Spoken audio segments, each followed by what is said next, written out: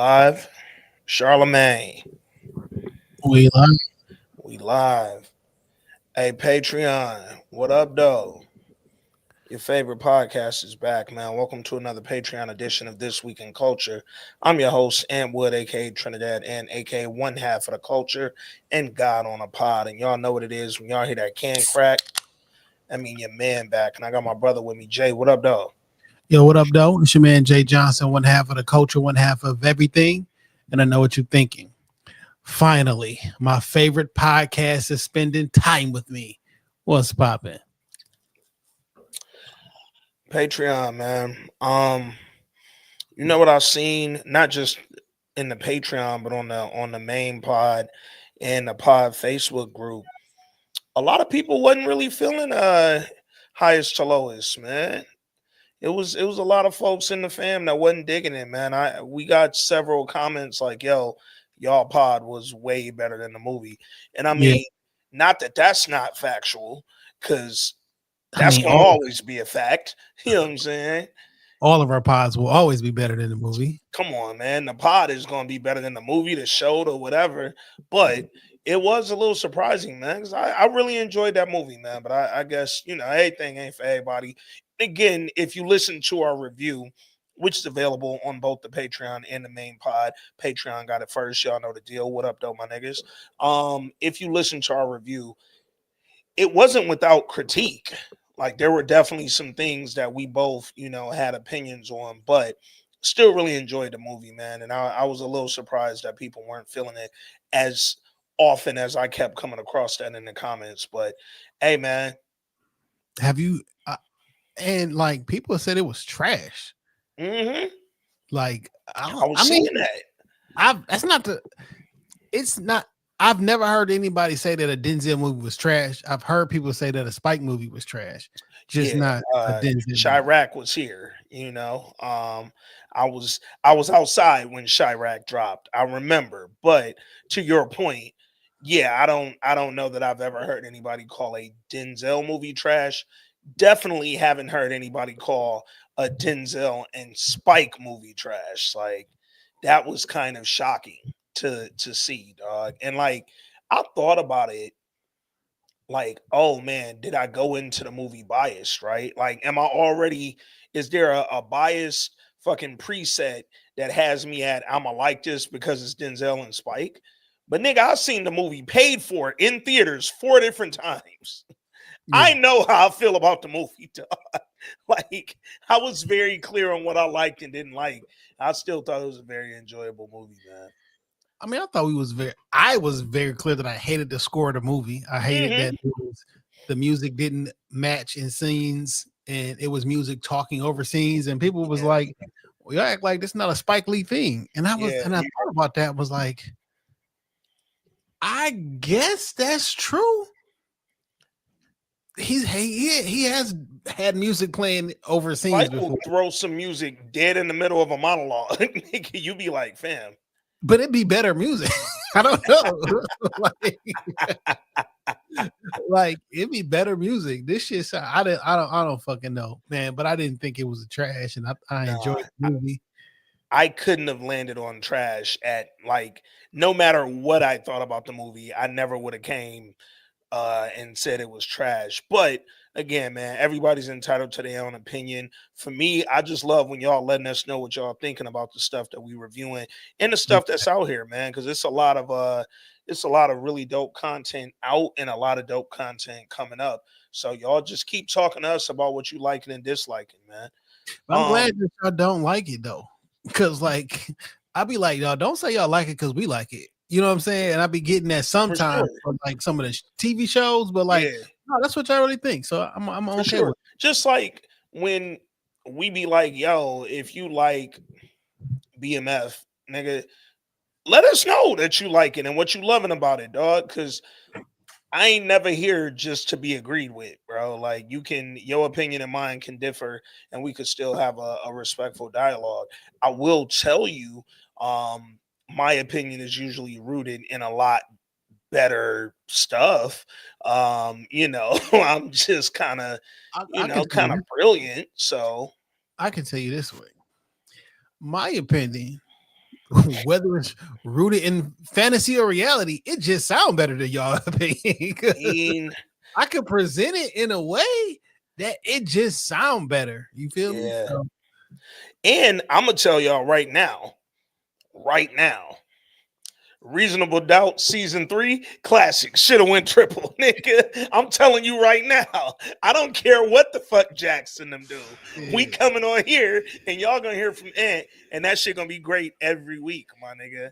But if nigga show up with a cast on his hand again, fam, I'm asking the question though, because what happened to your Yo, hand? shout out to Ramla Muhammad, show creator, developer, writer, genius, friend of the show, all the things. She really answered that question for us because niggas had to know, dog. That's the thing, yo.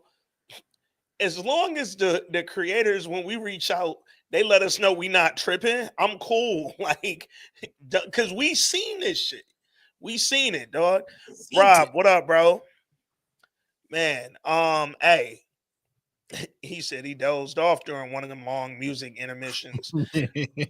Hey, man, I look. Everybody felt how they felt about Highest to Lowest. It seems like one of the movies you either loved or you hated, right? Your opinion was either high or low.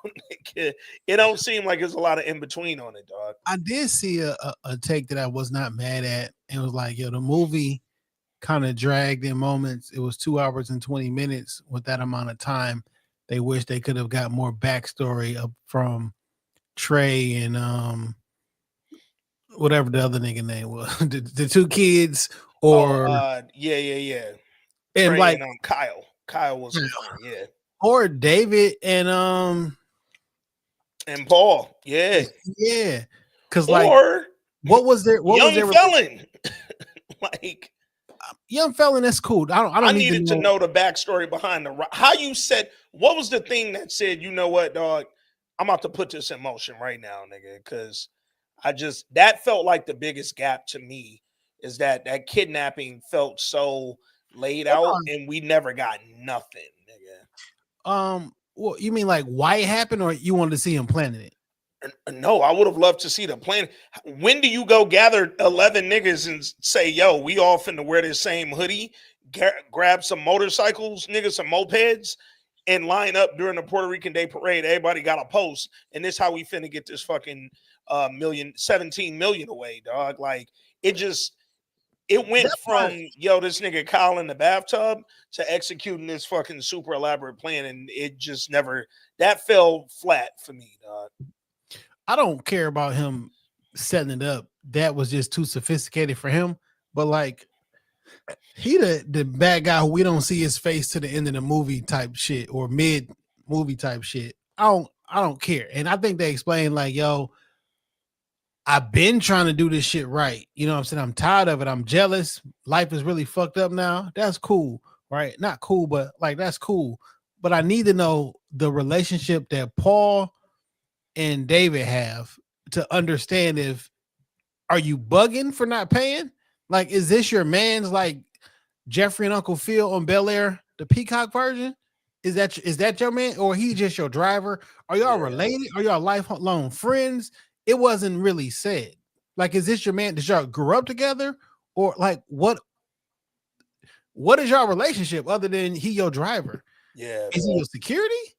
You know what I'm saying? Because this is like the first time you ever seen a nigga with a gun. You know what I'm saying? Like, what's that? They said they grew up together in the neighborhood. So you just kind of got to assume y'all niggas really was friends your whole life, even through his bid and through David becoming this mogul and shit. But, you know, it was a lot that they could have done with that 2 hours that, you know, maybe would have resonated more. I do think, and this is something I forgot to mention when we potted, Spike directed it, but he didn't write it. No, so this was not a Spike script top to bottom, which for, you know, all intents and purposes could have made a lot of the difference in some of the choices he decided to take with the direction, with the music and all that. Cause it's like, hey, he might not have been feeling some of the written parts of that shit. So let me throw fucking James Brown loud ass on here real quick, dog. Like, James Brown music was great. Yeah, facts. That was really the most fitting. It fit. You feel me? some of the other shit just didn't. Yeah, yeah. But if you haven't already, go check out that highest to lowest review. Shit was fire. We gave y'all 3 hours on it. And it was just a really dope pod, man. Whether you liked it or loved it, I think you'll still find something. Macho, peace to the God. What up, family? Also, we streaming live on the Patreon. You feel me? Oh yeah, Um, we're testing out this nice new feature on the Patreon, man. This live stream Patreon live exclusive, yo. So let us know what y'all thinking about that. Um, yo, man, did you watch Task on HBO Max? I watched it last night. Same, same. I remember seeing the trailer for this back in I want to say April, May. It was just before summer. And nigga, the trailer looked so hype. I got upset when I saw it wasn't dropping until September.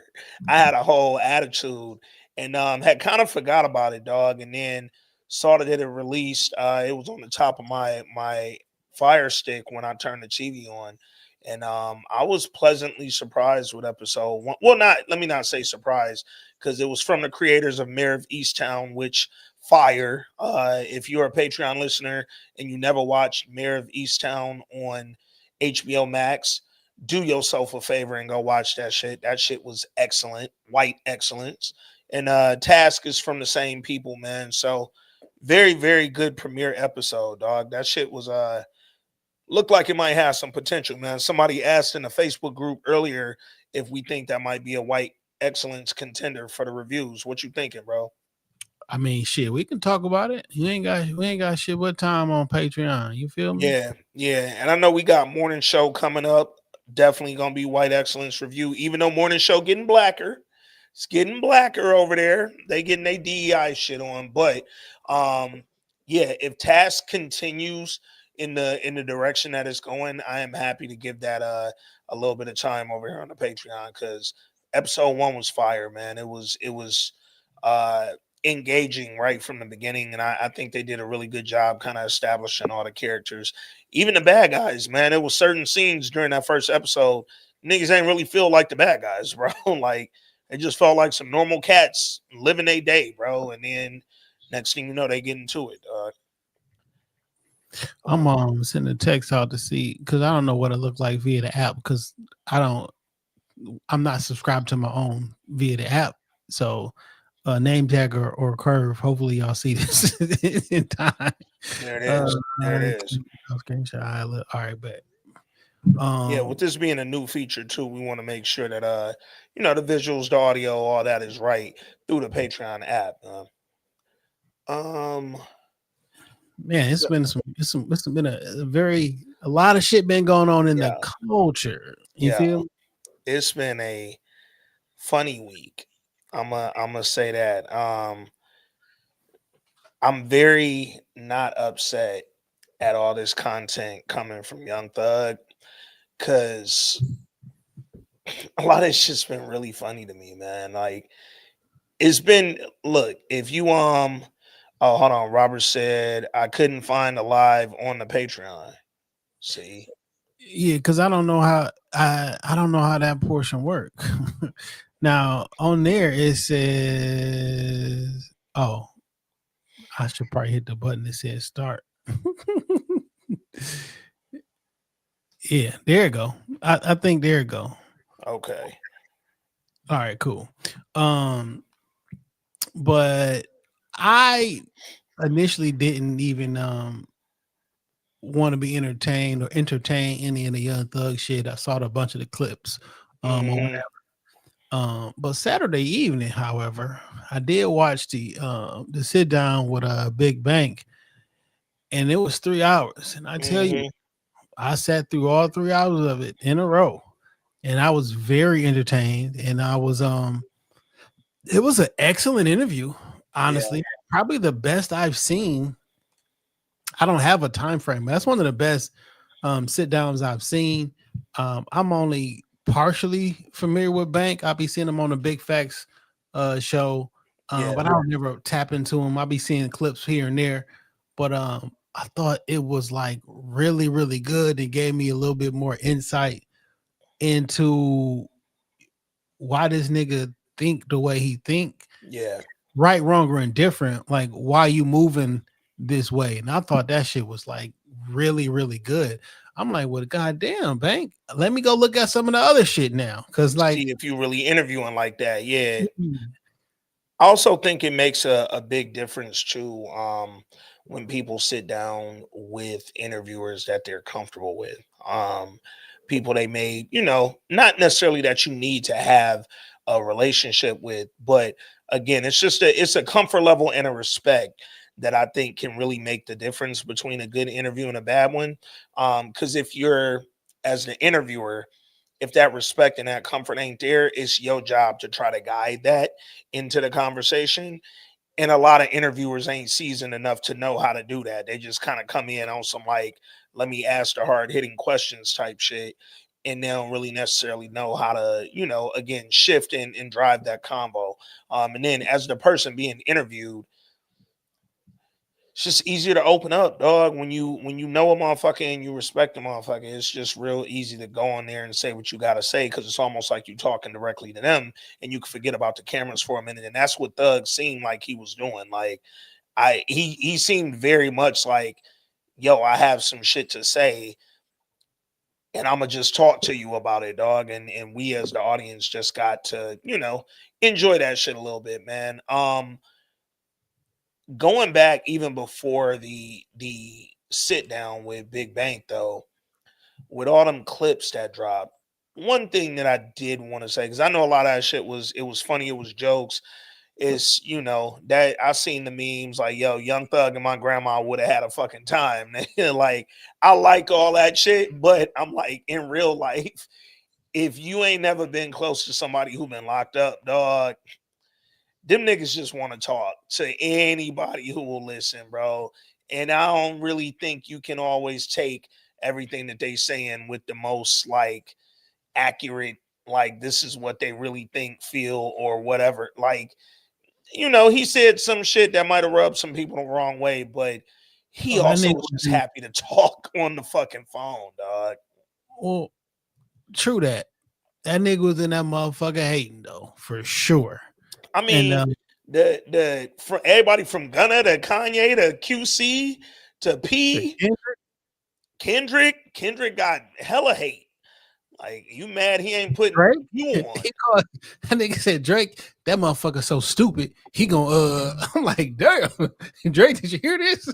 Future, even niggas he really don't hate was getting hated on, dog. And that's a nigga again that's just in there talking so much that he just talking, dog.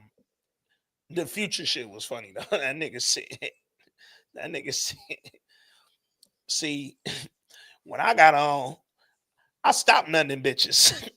A lot of these niggas get on and start nothing bitches. That nigga said I did my shit the other way. I stopped. Nigga. That nigga said Future don't take care of them kids. Yo, getting fucking hated on about your parenting from a nigga in prison is funny as fuck. Yeah. It's a Oh lot of shit. irony there, man. But them phone calls set off a need for him to have that sit down. And I think that interview, to your point, man, it was actually way more engaging and way more of a heartfelt interview than I thought. Yeah.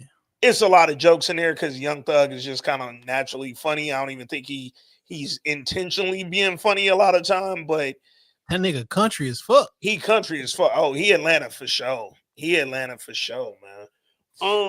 Right. I got I'm looking at the app inside the app and Okay.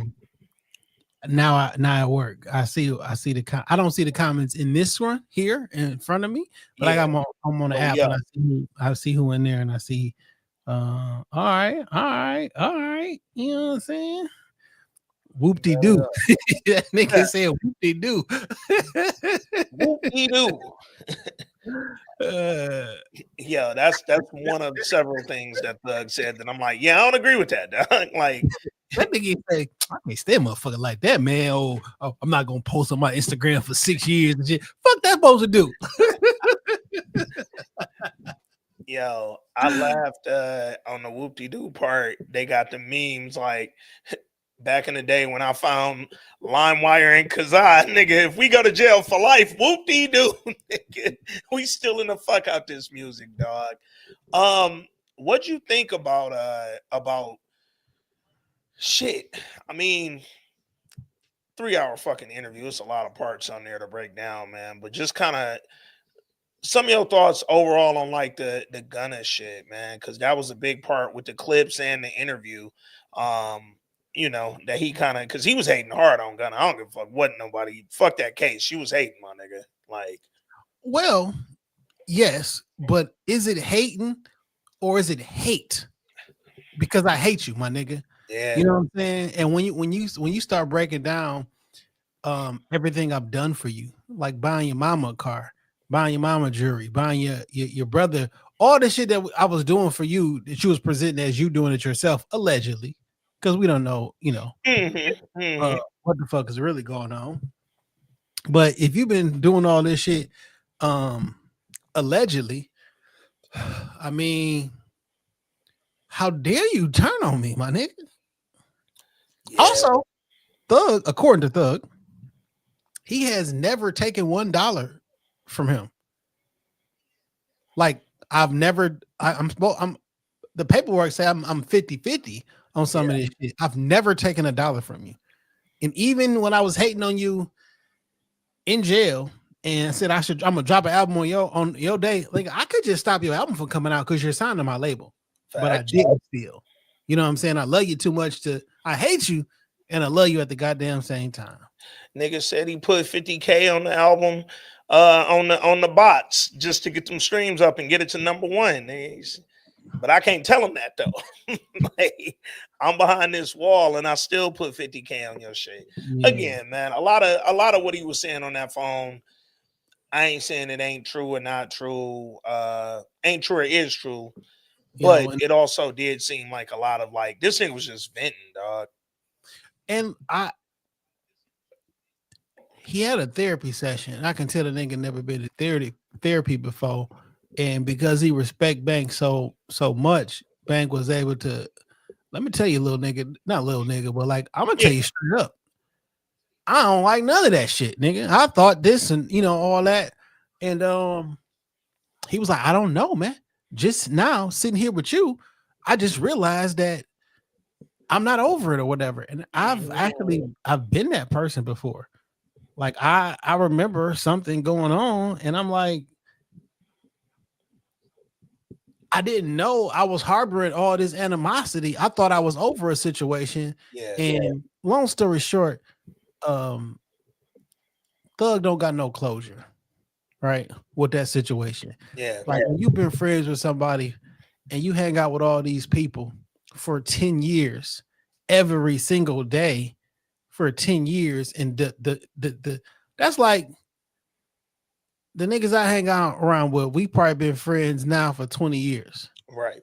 If all of these niggas turned us and snitched on me and betrayed me, who the fuck I'm supposed to hang with? How I'ma feel? You know what I'm saying? Like I love these niggas, even though you did me wrong. I mean, I still love y'all, but like I can't fuck with y'all. And like that puts you in the, it's like when you if you not you, of course. Yeah. But if your wife cheat on you after 20 some odd years, you mad as fuck, you hate her, but you also still love her because since we've been in this shit for 20 fucking years. You know what I'm saying? So it's like that's some difficult shit to go through. I don't even know how you go through it. He made a statement even before the Big Bang interview. I think he had tweeted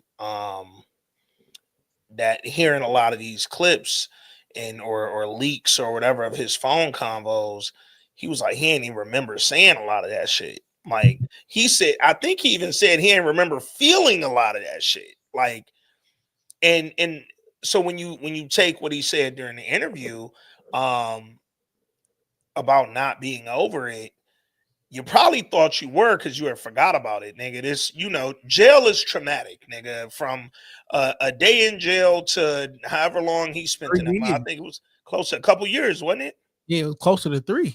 Closer to 3 years. So when you do that much time behind the wall, and then you finally get out, regardless of the circumstances that got you out, you went through the stress of a trial.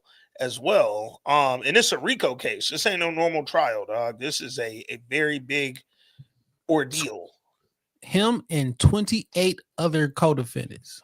28. Mm-hmm. Man, I don't listen to Gunna music. Never listen to Gunna music. Not because like I dislike him, but that's just I've never gravitated to that side of the game. Yeah. I don't listen to Thug music because I'm not a fan. But when he start explaining a couple different things, like one, I don't know if Thug was telling the truth or not. Okay. Always start there. But he said Gunna took the first plea. And if we are telling the courts that YSL is not a gang, yeah, and then you get up there and say YSL is a gang, and I've seen 3 niggas do crimes in furtherance of the gang. According to Thug, them other 28, out of those 28 niggas, he only know 3 people. Yeah. Thug, Yak, and Duck. Yep.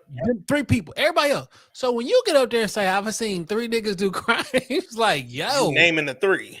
like, and if that's, I don't know how we'll feel. I don't know how we'll feel. Cause like he feeling like my nigga, you know, I'm facing life. Yeah. Why would you get up there? And he cried. Why would you get up there and sign that paperwork and give me life? It's also interesting too. When you transitioning from some street shit to some more legit shit, like Thug did. Thug was outside, like niggas know that shit. When you making that transition, the missus said what black women don't cheat in the Patreon live. So also that shout shorty. But when you transition from some street shit to some legit, you know, type work, it's very important to like keep the legit people that you start bringing into your circle, not necessarily outside of the street, because you and all your street niggas are trying to be legit, right? You trying to make all this shit. YSL was a business before we knew it was a gang, right? Oh, them niggas is a gang for sure. We know them niggas was a gang for sure, but when you bring in a nigga like Gunna, you want to make sure that all he's exposed to is the business that we trying. When you, unless you want some BMF shit, right? Well, so Bank asked him that basically, and he was like, "No, that's a street nigga." I mean, you've been around him for all these years. He was like, "No, I'm thinking that nigga as a street." He portraying it, the way he act, the way he talk. I done been around him, and like he been around no, this is a street nigga. And he said he's very smart and he's very strategic. You know what I'm saying? But like, I can get if you thought he was a fake thug. Oh no, you just doing this from his understanding, nigga. You gang, whatever, because you probably was committing crimes, all of us too. Yeah. So like, whew, man, that's tough, man. It's you know, and then on the flip side, whatever Gunna involvement or knowledge or whatever the fuck the shit was. Hey, that nigga out here living his life, dog. He done dropped 2 popular to the crowds that listen to Gunna music albums. Had a shit. I think the one from last year, a couple years ago, won a fucking Grammy. Nigga got a damn run club, like some old health club shit. He out there running all around Georgia, like that nigga's just living his life. And on the other side of this shit. My hope for Thug is that he able to do the same thing, nigga. Just get to the other side of whatever this shit is, bro. I mean, I bet you living your life. You just told on everybody, nigga. Like, I mean, yeah, I bet you are living your life. You know what I'm saying? That's fucked up. Hey, that snitch shit don't hold no weight, nigga. Not no more. In our day, it did. In 2025, there's so many snitches running around the goddamn streets safely, calmly. Y'all niggas ain't doing shit to these niggas, man. I mean, it's tough to say because when shit do get done to them niggas, it's like, man, you know what I'm saying? But like to the people that you snitched on and the people who had to do time and locked up behind that shit, oh, they care. And I'm definitely impacted by it. You know what I'm saying? Like, so It's some Civilians are chicken not. and egg shit though, man. Cause hey, you niggas got a lot of money. The crime gotta come to an end at some point. Like the criminal enterprise part gotta stop once you're legit enough to start making some real fucking money on that side, bro. So let's talk about one of the things that was a big theme throughout that interview. And one, the nigga grew up really fucked up. You don't get a pass for growing fucked up. But he grew But, up fucked up. but I'm putting a lot of this on your mother and your father, right? Because you're one of 11 children in your home. Your father had other kids besides that. Yeah. At some point, you got to stop having kids, man. 11 in one household? Yeah. Nigga, this is not 1942. Even back then, I'm still trying to figure out how they was doing it. Like, Like, my mama is one of 9 children. You know what I'm saying? my mom was one father of 7. My grandma was one of 14. My father, one of 9. My mother, one of 9. You know what I'm Yeah. saying? So, like, big family, all that. Yeah. But, like, what the fuck is going 11 in one household and more outside the household is absolute insanity, my nigga. So he said they so poor he had to wear his sister clothes. Explains a lot. Explains a lot. You feel me? And he say that he started looking for love in other places because he didn't feel his family loved him, aunties and uncles, because nigga, y'all can't come to my house. It's 11 of y'all. Yeah. You know what I'm saying? Also, he said, yo, we had roaches. So when you go into their house, you bring in roaches and shit over, can't come over here. Yeah. He said, as an adult, I get it. But as a kid, they'd be like, damn, y'all don't fuck with me. So I start looking for love. Now, this the thing right here that sent him on a path, and I don't think he understood the path. He went on the wrong path for it. He talking about when I was 9 years old, I see my brother get killed right in front of me. Then he explains the story. He said he down there gambling and shit, gambling with some older niggas, shouldn't have been. His brother go down the street, get him, tell him to go home, and he start gambling. Yeah. He cracked niggas for allegedly $9,000. And then he on his way back to the crib. Someone calls him and say, hey man, don't come back down here, dog. Them niggas gonna rob you if you come back down here. Instead of heeding the warning, he says, oh, who gonna rob me? And somehow Thug says he feel like the person who warned him was setting him up. You're not that smart. You feel me? Because if I tell you, don't come back down here because these niggas, because he told niggas I'm gonna be right back. Yeah. So he like, hey, I just heard one of the niggas say they gonna rob you, my nigga. Don't come back. He gets upset, goes down the street, starts something, say, pulled his pistol out and say, yo, who you said was gonna rob me? My man wasn't saying enough. The nigga who gave him a warning, so he shoots him. Yeah. And then shoot 2 other niggas. Your brother's wrong, my nigga. Right? They return fire and your brother get killed. Got shot in the back, your brother get killed. And then at this point you say, yeah, I'm my life is to the streets now. Nigga, what? Hey man. Your brother was a bad guy. You think about all the shit that we watch, right? Movies, TV shows, etc., right? Some of the hood shit. Usually when the person sort of turns to the streets, it's after a tragedy that should have pushed them away from the street. Like, yo, I don't want to be a part of this, nigga. I seen the worst of it right in front of me.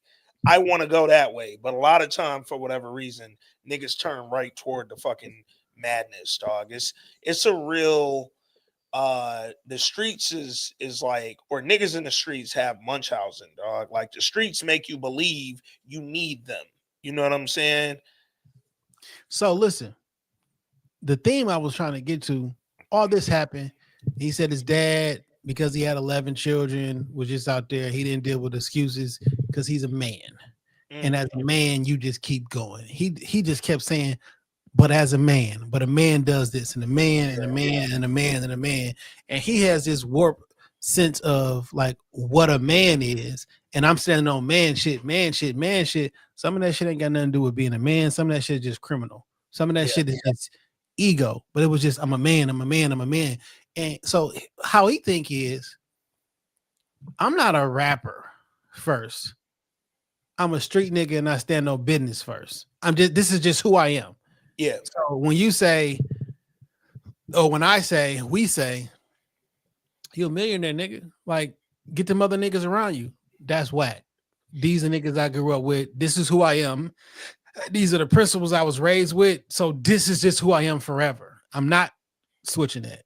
And I don't know how to argue with a nigga like that. Because just for me to tell him who you are ain't good. It's not, it's bad. You got to change who you are. Who you are isn't worthy enough for the, and like, I mean, I can believe that to be true because you should change. But Facts. he never gonna hear that. So we looking like on some common sense, like, yo, once you made all this money, stop hanging around with these niggas. But that's your family. It is not even stop hanging, because I think we've all growing up in the areas that me and you grew up in, being from where we from, it's natural to still have friends or people who you associate with who are from that and who never necessarily left that. You know what I'm saying? Like it's understandable. I think where it becomes maybe something you should give some real fucking thought to, some credence to, is when you start entangling those people from back there in the business you got over here, right? Once you start really sort of fucking intermingling these things, now you got to start making it plain and clear to the people from back there. Hey, nigga, you around. I want you around, but we got to move a little different. You know what I'm saying? Like, but he wouldn't move different. I wouldn't tell you got to lead that example, nigga. Yeah. Yeah, and I nigga bring your strap into the club, my nigga. You know what I'm saying? Because I got mine. Yeah. They out here committing murders. Yeah, literally. Like, it don't make sense. You feel me? Like you a multi-millionaire and you are wrapped up in all type of shit. Yeah. You wrapped up in all type of shit. And it's just crazy. But on some man shit, man. All right, my nigga.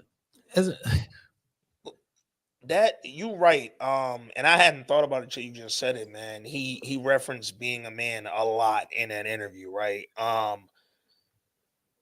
How much damage do we do to young men by fucking overcompensating and overhyping being a man, dog? Like the hyper masculinity that we try to instill in the young dudes can send them in a wrong direction, dog. Like we can really fucking, I don't know. I think a lot of times, and when I say we, I mean everybody, nigga. Society does that shit, bro.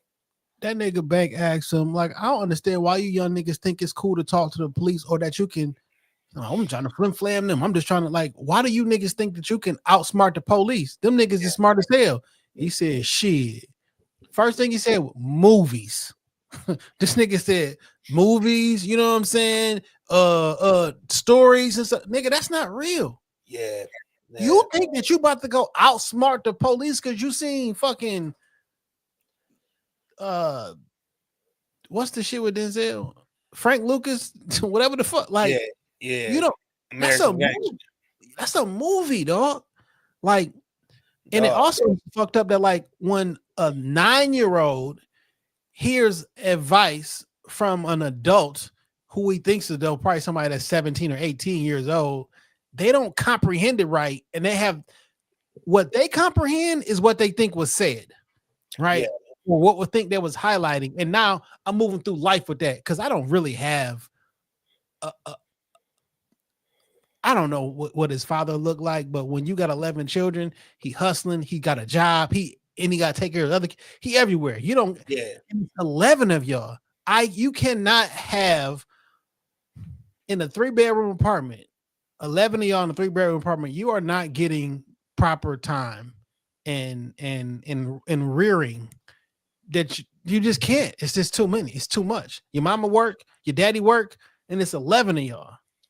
But that's the thing too, right? On some being a man shit, ain't nobody saying, yo, how about you not have 11 plus children and be a man and just fucking focus on your wife, however many of them kids are hers, and that's it, right?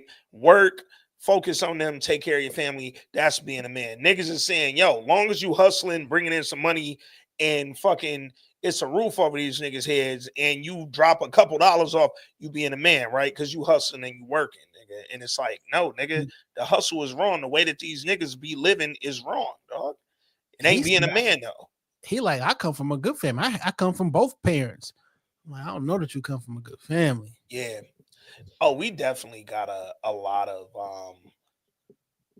people who think because both parents was in the household that they come from a stable household. That don't mean that.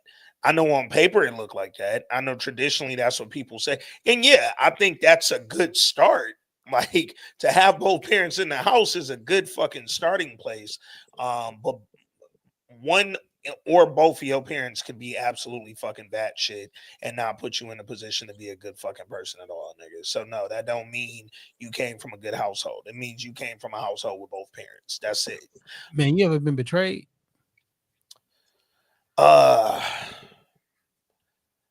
Probably. And the reason I say probably, I just had this convo with one of my homegirls little sisters the other day, man. It's one of my best friends. I was talking to her little sister. She was ranting on social media about feeling betrayed, right? Like quite literally. And I was like, why y'all be talking like y'all in the fucking mob, dog? Like a lot of the betrayal that niggas be going through, niggas be talking about loyalty and all it. A lot of that shit don't really be that deep, dog. But yeah, I've probably been betrayed. I just don't be thinking that the word lines up with the shit that actually happens, dog. What I mean, like, has anybody done something to you that hurt? He was like, I just can't believe That this they nigga. would do it. Yeah, 'cause that's Yeah. what the betrayal is. Like, damn, I remember the first time I got betrayed. And it was simple. You know what I'm saying? In the grand scheme of things, it was in 12th grade. I went to Cody, you feel me? And Cody is damn near Southfield on Dre Road. You feel me? It's like 2 streets off of Literally. Southfield Freeway, right? So I walked down to my crib, which is Evergreen and Dre Road. So I used to rock with one of my homegirls, my straight up homegirls, and I would even walk her past because she stayed on time, and I would even walk past to walk with her and shit, right? Just on some safety shit. And like this was my friend, right? Like I thought this was like my friend. And then I found out later that she trying to hook up one of her other guy friends with my girlfriend. I'm like, wait, what? Like immediately out your circle of trust. Out my circle of trust, right? Like, but also like, why'd you do that to me though? Yeah. Cause like we've never like had an issue and like we were literally just friends. If like, why would you try to hook one of your dudes up with my girlfriend? Like that's a similarly just kind of like why situation in high school. Very, very long story short, 11th grade. I was kicking it with a girl who I had known since like elementary, middle school, right? She transferred to my high school when I was in 11th grade, she transferred. She was also dating one of my dogs, like one of my bros. This my brother to this day. But she was telling both of us that the guy she kicked it with went to another school. So me and this nigga didn't know at all. And it was on some like, hey, keep it low because people over here, no dog over there. I don't want word getting back. So we ain't said a motherfucking word. And the whole time, one of my homegirls who literally she grew up right there. Like I could look out my front window and see her front window.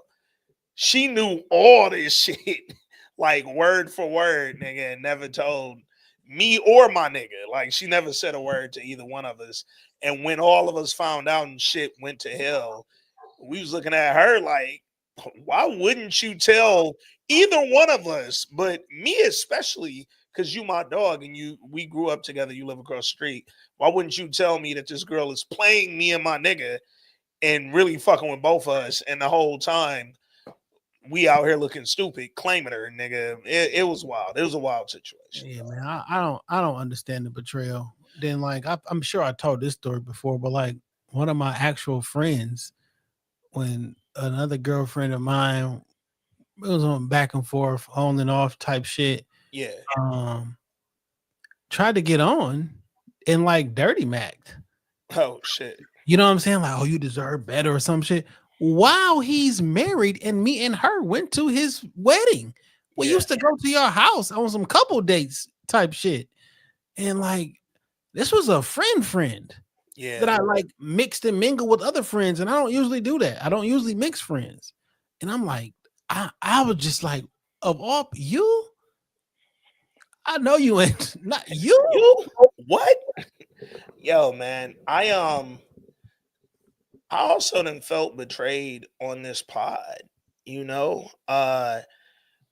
When we first started this pod, man, and it was, we had our core shows, right? It was Insecure, it was The Shy, it was Power, OG Power, and Snowfall, right? We had the core four, and those four came in and kind of just carried the year of us potting, dog. And I remember, I think it might have been Insecure. Which one of them went off first? The Shy's still on, so it wasn't that. Snowfall just went off a couple. So yeah, Insecure, I think, was the first one to go Lovecraft.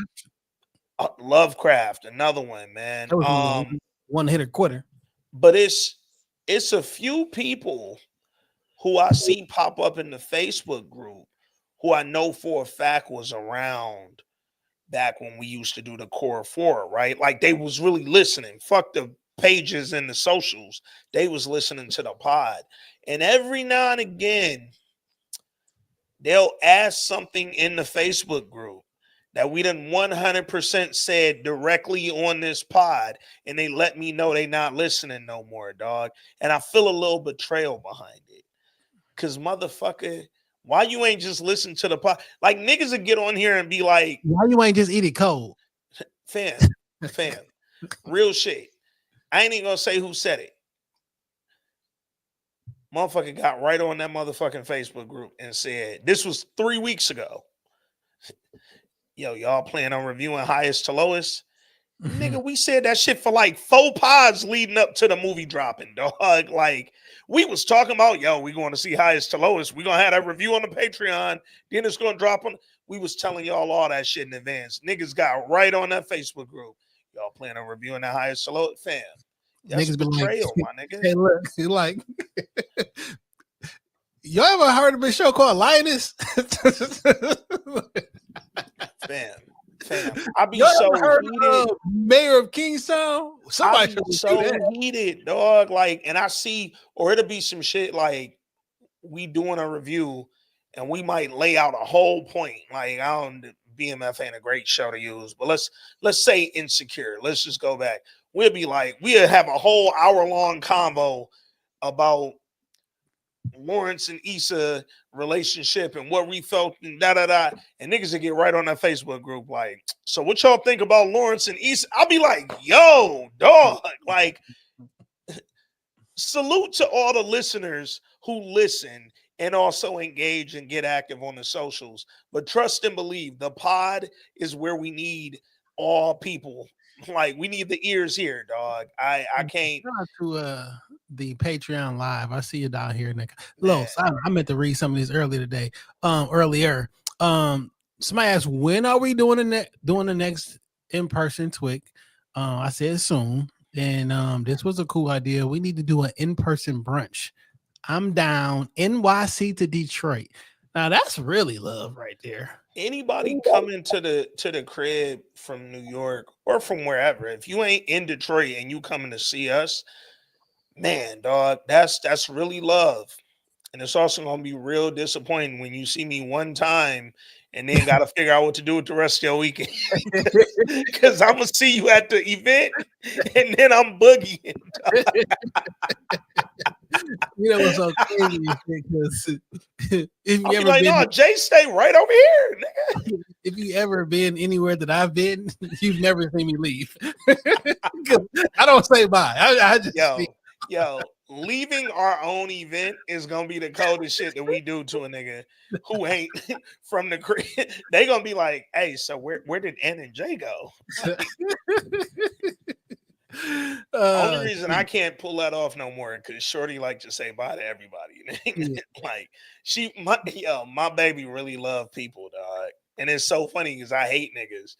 So like when we say bye at events, I just know to go stand by the door and like breathe deep because she finna be in there for a minute, dog. ATL TRP said, "Did y'all check out Task on HBO?" Listen, I never hit the live button when we was talking about it on Oh here, yeah. so this not even your That's on fault. us. That's on us. We definitely talked about it briefly, and I mean it could be one of those things that we kind of review. I watched it last night. It was pretty Yeah, good. I enjoyed it too.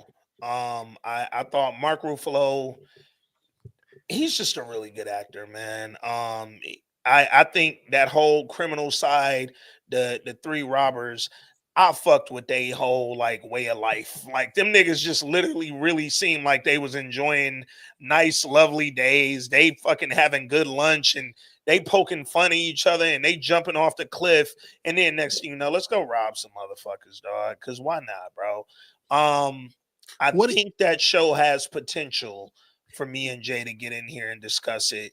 I just need to see maybe one or two more episodes before I start. And I would also need to watch episode 1 again. I only watched it the one time. Well, look. Let's just do. We can watch it. We can talk about it, and if by episode 3 we ain't fucking with it, we'll just stop. Well, here's the thing: by episode 3, morning show will be back, so we don't necessarily have to keep going if it ain't good. Like, what do you think the son did? mm, Because I feel like somehow what the son did is connected to the to brother, Roberts. the brother that's missing for the robbers. I don't know that is the case, but No. I had that exact same thought. Mainly because I think the way we watch TV is probably real similar, or films too. Like I'm looking for the connection with the characters, right? And when they mention early in the episode the son, and then they mentioned the brother getting killed over here, I was like, I wonder if this is gonna be some like, so yeah. we meet again, old friend type shit, dog. Listen, It got Rob said, "Did anyone catch the Office spinout? I have not watched it yet, but they renewed it for season 2 before season 1 came out, so I know it's fire. Because when they renew you for season 2 before they air season 1, I got an idea that it's gonna be good. it's either fire or we've already invested too much money and we got to try to recoup by giving this shit a second season no matter what. I didn't press play on it, Rob. I will. So the reason I didn't press play, I went to it expecting 1 or 2 episodes. They dropped the whole season 1. It's all there. I didn't know that. I wasn't prepared to start the full season. I was thinking 1 or 2 and then I could keep going back to football or something. So I'm gonna get into that this week. Because I do want to shout out to my nigga Melvin Gregg. For I do sure. want to see what he doing over there. And shout out to my nigga Oscar. He on there. I heard they brought I think Oscar, it was like Oscar and somebody else they brought back. Yeah, Oscar is like playing Oscar and shit. Yeah. He's Oscar. I don't know, man. I'm starting to hate when niggas drop the whole thing. It's fucking up. It fuck up a review for sure. Yeah. Because like for me to review a show, I'm gonna watch the whole thing. You know what I'm saying? And not only that, let's just use season 2 of what's our show with Chef? Love Life. No. With on Hulu with Yes Chef. Yeah. The Bear. The Bear. So let's use season 2 of The Bear, right? The standout episode of season 2 of The Bear is Fishes. It's the Christmas episode with Jamie Lee Curtis, where everything went fucking crazy as shit. One of the wildest, most intense, well-acted episodes I've personally ever seen of anything, right? When y'all drop the whole season and we trying to go episode to episode, everybody's waiting to hear what we thought about Fishes.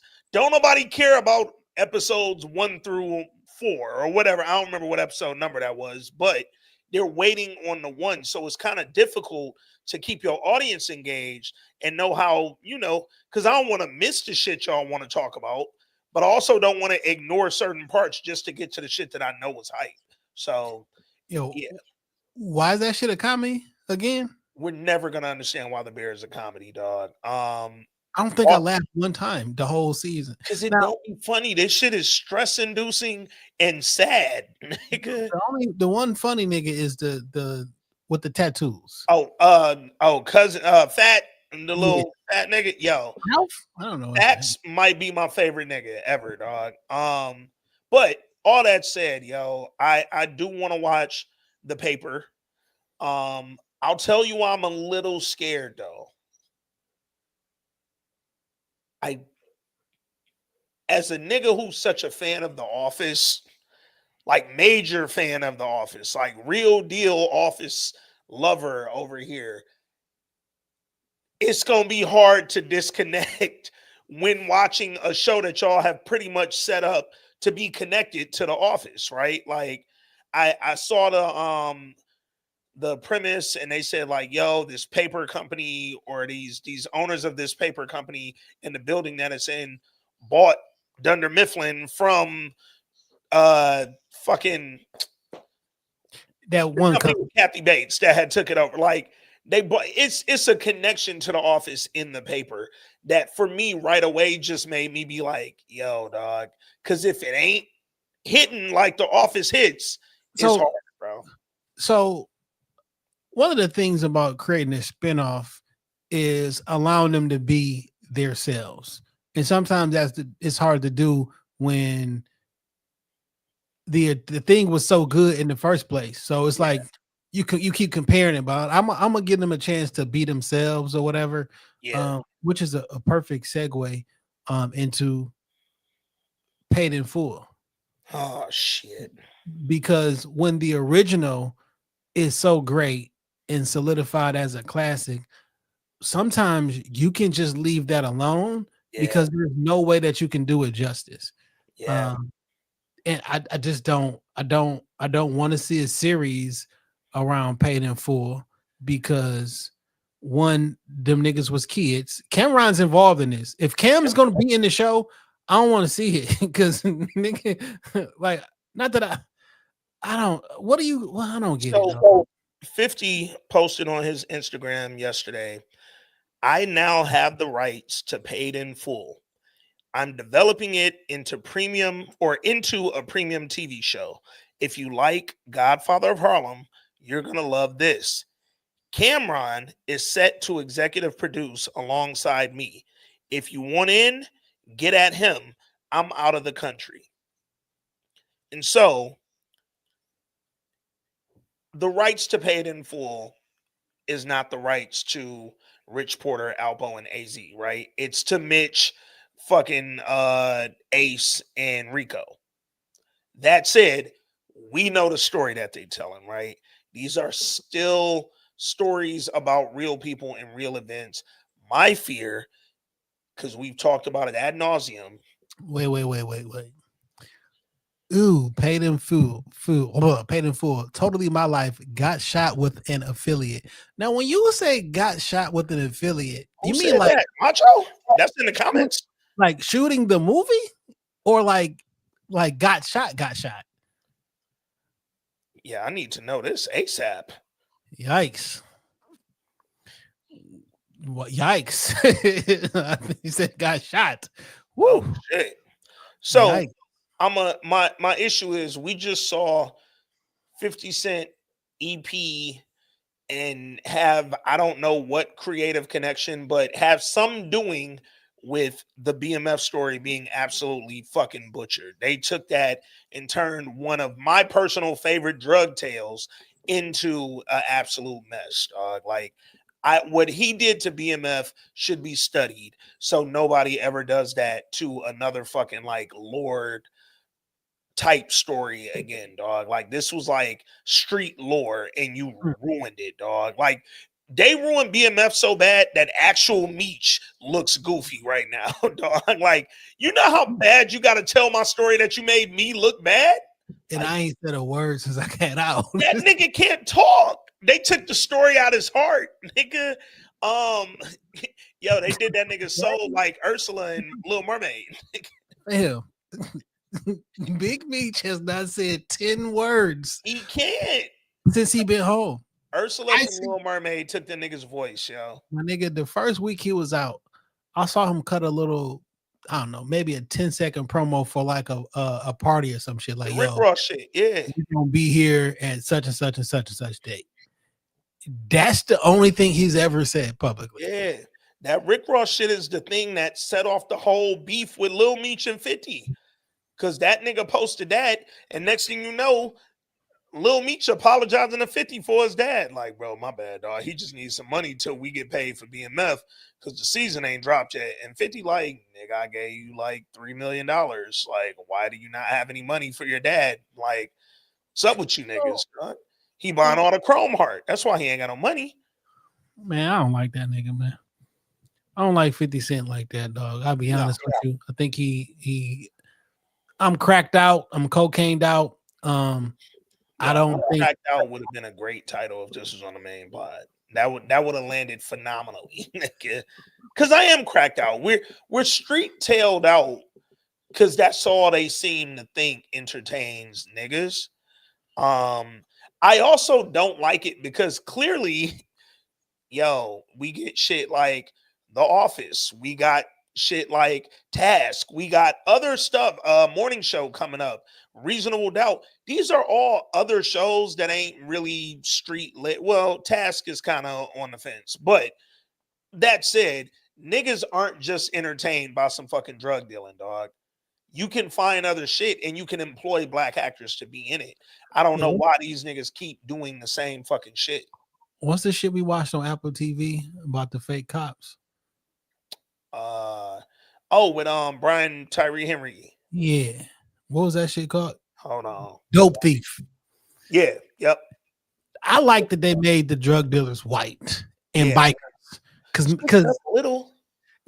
the white biker has been getting away with this crack shit for a long time. Yeah. Okay. Yeah. So I don't want to see niggas on a corner in Baltimore and New York City and Detroit selling crack. Because there's way more crack being sold than them. Another thing that really bothers me with this Paid in Full 50 shit.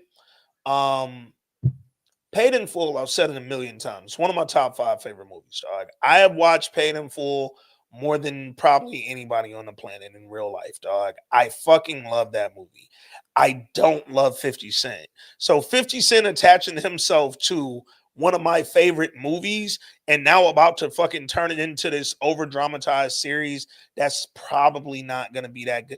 It's just scary because it's like, bro, you finna do, like I said on fucking Twitter, like if he make Mitch gay just off top, like just to do something, dog, or like you gonna fucking make like Sonny died, but he had a baby, even though he was only fucking 11 when he got killed. Like you gonna do something stupid, dog. So another thing that 50 Cent loves to do, which I think is whack and corny, is compare the show that he's going to do to something else. He's already compared it to Godfather of Harlem, right? So what that makes me think is, so Godfather of Harlem was quote unquote based on a true story, but that shit was made up. You know what I'm saying? Right. This was what was really happening, and it throughout these years. So you're gonna go back to, because the niggas was children when they was doing in the Paid in Full times. The actors were older than the actual people they were playing. 100%. So like, you know what I'm like saying? 20 years. Nigga. Yeah. So are you gonna like? Granted, this movie is 20 years old, by the way. Yeah. But like, so what? You about to retell that story too? And okay, I don't like it, man. So I'll be watching. Like it. I don't think it's necessary.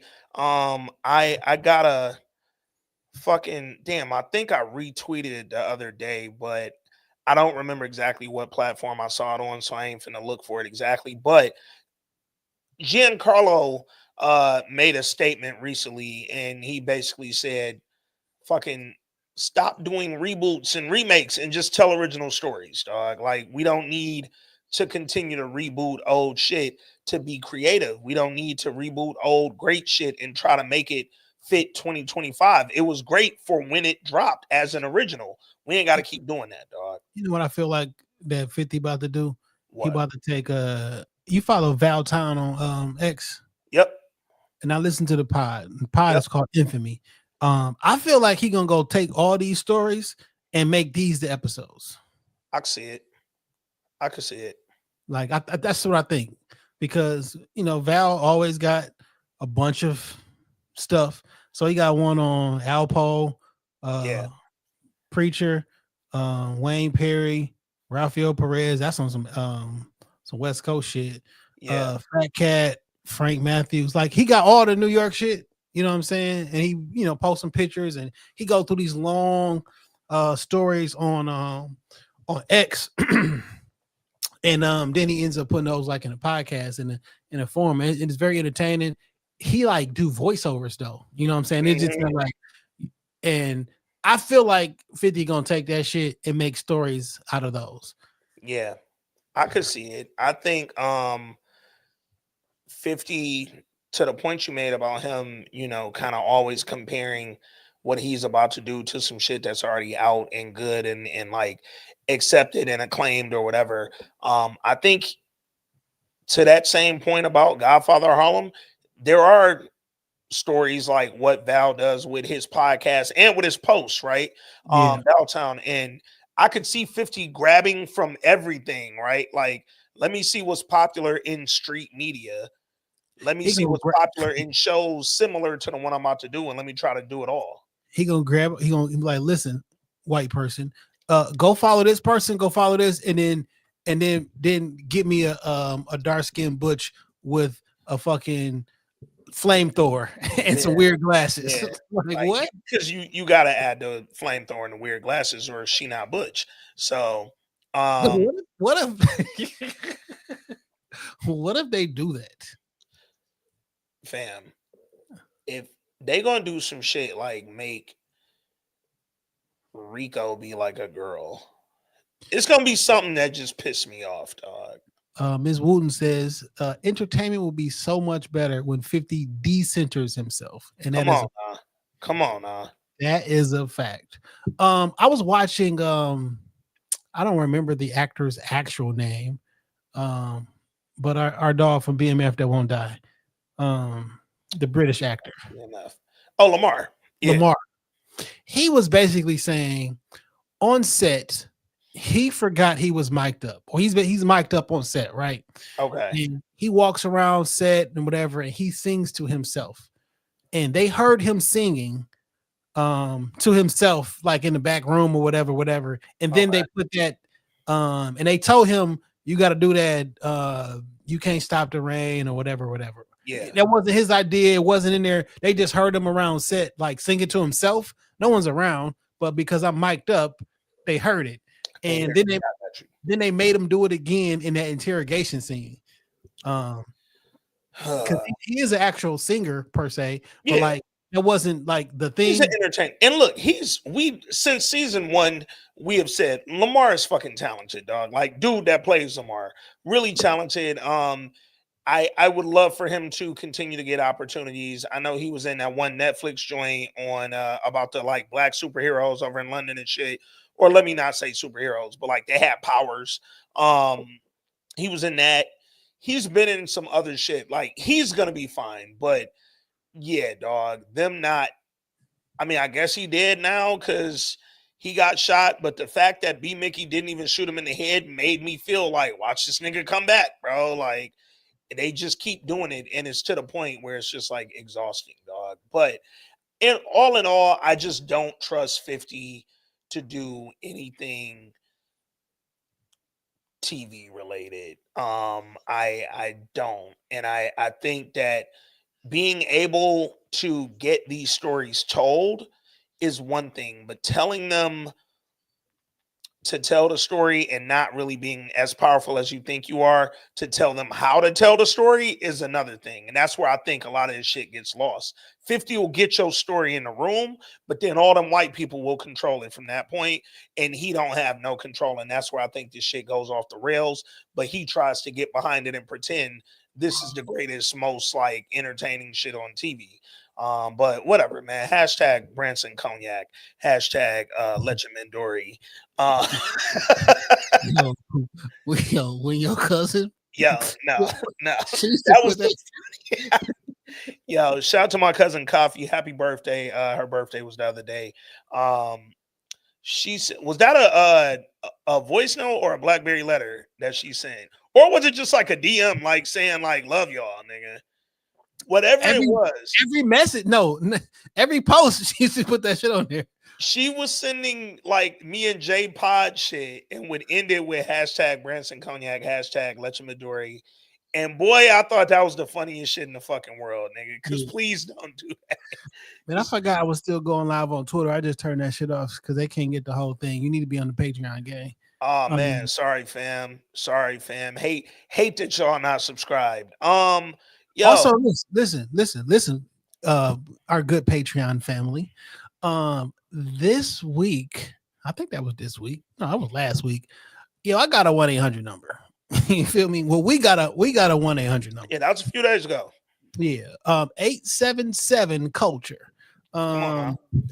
Because why wouldn't we own 877 culture? You feel me? I wish I could own 1-800 culture, but like 1877 culture. Close enough. Yeah. I don't know exactly what I'm gonna do with it yet, but I think that's gonna be where nigga, if we do it live like this, maybe you can call in and be on there. If you don't, if you don't want to like get on the pod, Yeah. face wise, maybe send text messages, voice notes can be voicemails. You know what I'm saying? Yeah. Some people don't know how to send a voice note or something like that. So that's there. I didn't even realize this, dog, and this is my bad. And luckily, I just randomly went on there and checked. I've owned thisweekinculture.com for quite some time. Mm-hmm. Apparently, I let it lapse. Okay, Oh, and didn't know, and I just randomly went into my GoDaddy account, and I didn't see it there. So, yo, I'm gonna tell you why that's funny. Keep your thought, but I have to say why that's fucking hilarious, nigga. I went into my GoDaddy. Oh, this is why I went to my GoDaddy account, because when I signed up for the Stars app, Yeah. I use Jay Johnson at thisweekinculture.com, right? Okay. And I wanted to cancel it, and I couldn't log in. So I went to say, hey, send this to my email, and he was like, that email don't exist. I'm like, wait, what? So I went into GoDaddy.com, and I'm like, oh shit, nigga, this shit is not been there. Like somebody could have bought it from underneath us.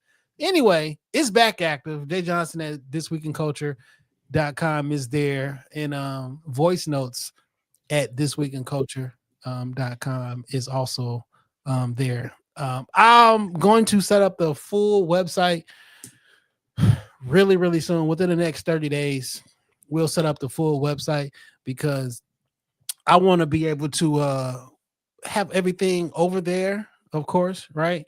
Yeah. But I want to. We talked about like writing reviews and having like a full website, because I be seeing people reviews online and stuff. I'm like, we should be doing that too. And there's also there's an audience for everything, right? There's a subset of people, myself being one of them, who love reading movie recaps or movie reviews or TV recaps or shit like that, right? There's a lot of stuff that me and Jay watch that ain't never got on the pod, but it ain't meant that we ain't watch it. And it's like, all right, we don't record an episode about it, but we have thoughts about it, or it's a really good fucking recommendation, a quick little write up to draw niggas to it, but also bring a new audience to our website. It's just, and I'm always a fan of having your landing page be your landing page, right? love to Patreon and what we're able to do over here. But thisweekinculture.com will give us a lot more kind of freedom to do what we need to do. The Patreon will still exist, Of but course. it's just in general when you start thinking about the YouTubes and the socials and that, and you got to redirect people 10 different ways to get to your content versus just go You know, here and everything's this week, here. thisweekinculture.com. Also, one of the reasons I wanted to get the 877 culture, the telephone number is, you know, they got different tech services where people can be in the community in the whole 9 yards. Yeah. Which I think is important because I just don't want our entire community to be wrapped up inside of something that we have no control over. Yeah. If Facebook decides that we not valid no more, or we've Yeah. cursed too much in there, that shit is gone. It's canceled. Somebody hacked one of our Facebook accounts or whatever, or Instagram accounts or whatever. That shit can go away. So I do want to be able to like not be beholden to different companies or what have you, and just be able to control things like ourselves or whatever. Yeah. So Yeah. a website. So hilarious thing about the GoDaddy.com pause. So I'm in my office earlier today. It's 9 o'clock. This was maybe 5 hours ago exactly, nigga. And I'm in my office and I have my pod playing, right? But I got it playing through my little fucking speaker. And one of the fucking associate general counsels who be in here, shout out to my nigga Josh, he came up and kind of did the knock and open of my door. And literally the second he opened it, the pod I'm listening to, it was an ad. And it went GoDaddy.com. And like right when he opened the door, it said GoDaddy.com. And instinctually, unbeknownst to this tall Jewish attorney, I said, pause. And he was like, what? Nobody knew what the fuck was happening. I said pause. He looked like I was finna say something, but you said pause, and now I don't know what to do. And the whole time, this bitch just said, you thought you meant actually pause. like, bro, like, dog, you had to see his reaction was so like I had something to tell you, and then you said pause as soon as I walked in your door. And it was just funny as fuck because I ain't had time to explain to him culturally that he could have said whatever he needed to say. That shit was funny as hell, though. Listen, dog. Speaking of pause, right? I want to share something. This video with Spike Lee was uploaded to the internet 18 years ago. Okay. The video was uploaded to the internet 18 years ago. This did not happen 18 years ago, but this has lived on the internet for 18 years. Do you know who Gus Johnson is? Yeah. From Detroit, legendary Gus Johnson. This is the first time I've ever heard the word pause. This is the creator of it. It could be Dame said he created pause. So Dame said he created cookies, nigga. I know. No, my son got cookies. What do you think? Zach Randolph, Dan Dickau, Fred Jones for Steve Francis and Channing Frye. It's a good night in New York City. It's a good night. So you like Zach Randolph? I like the trade. I like Zach. Like Fred, like Dick, you know, the pick. Because you like what? That's the most professional pause I've ever seen. And this was 18 years ago. Side note, at 43 years old, I am comfortable saying that pause will never not be funny to me. I can be childish, whatever. I know niggas don't want to pay the pause game any longer. Whatever. It's never going to not be funny to me. Man, it is pause never not be funny. I'm going to laugh even harder if niggas say, "Hey, yo," like I'm sorry, dog. Like, sorry, like, hey, yo, it's hilarious. Damn. So I grew up when niggas was calling niggas gay bobs, bro. Like, I don't who the fuck was Bob and why did that nigga get the K in front? I don't know, dog. Shit is funny. I'm sorry, nigga. Whatever. Speaking of Rob shit, that was said, funny. did y'all see that Your Friends and Neighbors got renewed for season 2? Does that make John Hamm Apple TV Plus God? John Hamm is on every Apple TV. Yo, John Hamm in the last year has not stopped working. Dog. John Hamm is white That Drake. No, John Hamm is his friends and neighbors, and they get in the Literally, hole. literally. Then again, Drake is white Drake. So I don't know, dog. But John Hamm is white. He in a 360 with Apple, dog. Like my dog gotta be in every show, movie, or fucking commercial they produce over there. I think I just seen him in a commercial for DraftKings the other day. He about to replace Jamie Foxx out here. John Hamm is not playing with you niggas, dog. Your Friends and Neighbors was a very good show. I really did enjoy that. So salute. Yeah, what's up with Jamie Foxx? I don't know, dog. Every day, just kind of for shits and giggles, I go look at that one meme. I have it screenshot in my phone that says that Jamie Foxx had the most hairlines of anybody ever. It's one of the best things to look at if you in a bad mood, dog. Like that nigga shit is crazy. that nigga's hairlines be all over the place. Jamie Foxx said he was done with them white girls on his special, and then went and got a car full of white girls. Like that special came, it went. It and did. Like I think niggas went too hard on him though, dog. Me and you showed love. I thought that special was good, dog. But the world seemed to not really fuck with it, and I think Jamie said, "All right, well, fuck y'all." I feel like he need to be in another movie. 100%. Fuck it. Stand up is cool. Do your thing, but nigga, we want to see you go out there and be the talented Jamie Foxx that we know you are, bro. So Tyrone was really good. Yeah, that was. I watched that shit like 4 times, and like it's one of those. They Clone Tyrone was really good. It's one of those think pieces. Oh shit! Next week, Him comes out. Him does come out. Marlon Wayans, Jordan Peele, executive producer, not director on Him. So I know a lot of people they leading with that Jordan Peele in big letters on them commercials. So they also leading with this one better be good, or Jordan Peele is 1 for 4. I don't believe that, but that's what the people are saying. I definitely don't believe that. I think Jordan Peele is. I'll give y'all. If you didn't enjoy Nope, I'll give you that, right? But I think Get Out and Us, 2 for 2. Not debatable for me. I enjoyed Nope, but again, I will give you that if you wasn't really into it. That said, speaking of Jordan Peele and shit that he's actually directing, it is something interesting going on with whatever studio house has Monkey Paw. So Jordan Peele was supposed to have put out his next directed movie Christmas of 2024, right? They pushed it back to Halloween of 2025. Just found out that it's been completely removed. Or I'm sorry, Christmas of 2025. They pushed it back to Halloween of 2026. And then about a week ago, they announced it's been whatever studio, I can't remember if it's Universal, MGM, whoever got it, Fox.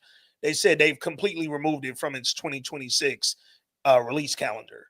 So now whatever's going on with whatever he filming next, so far, it's no date on it, dog. It's gonna end up being whacked. Just how War of the Worlds was filmed during COVID, and if you watch Amazon, if you watch it, nobody's in the scene with anybody else. Yeah, it's a reason that everything you see from War of the Worlds is Ice Cube by himself staring at a computer.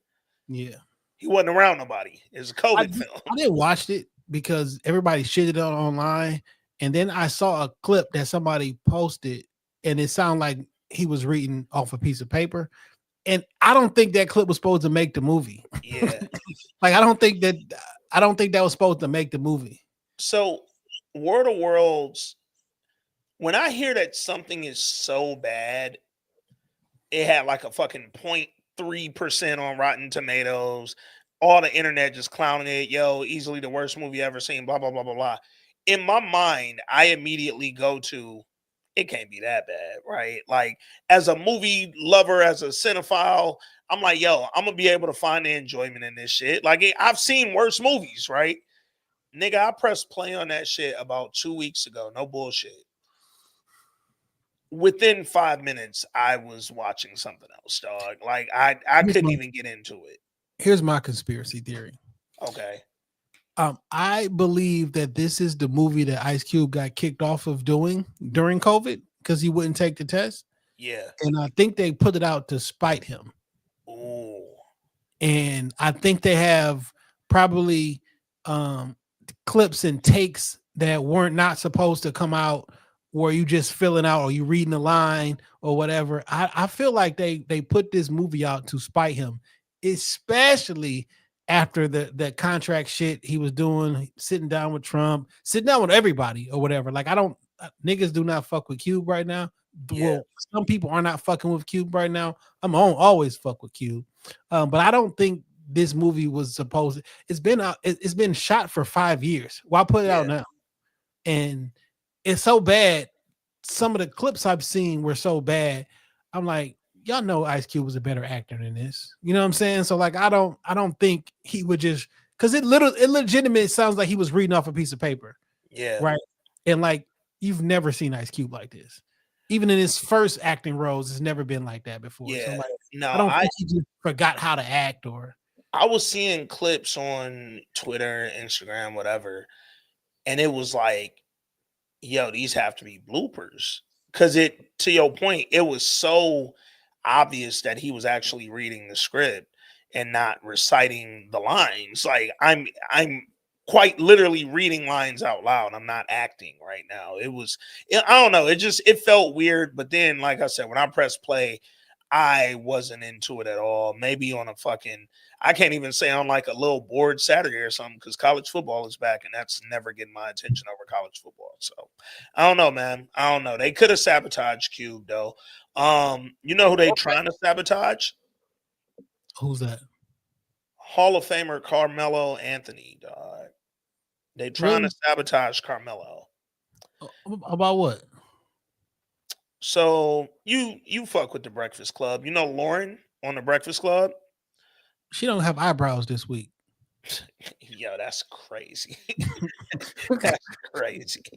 So Lauren on the Breakfast Club said on her Twitter after Carmelo's Hall of Fame induction and speech over the weekend, she posted, "Not gonna lie, it's kind of messed up that Carmelo Anthony didn't, all caps, at least mention Lala in his Hall of Fame speech.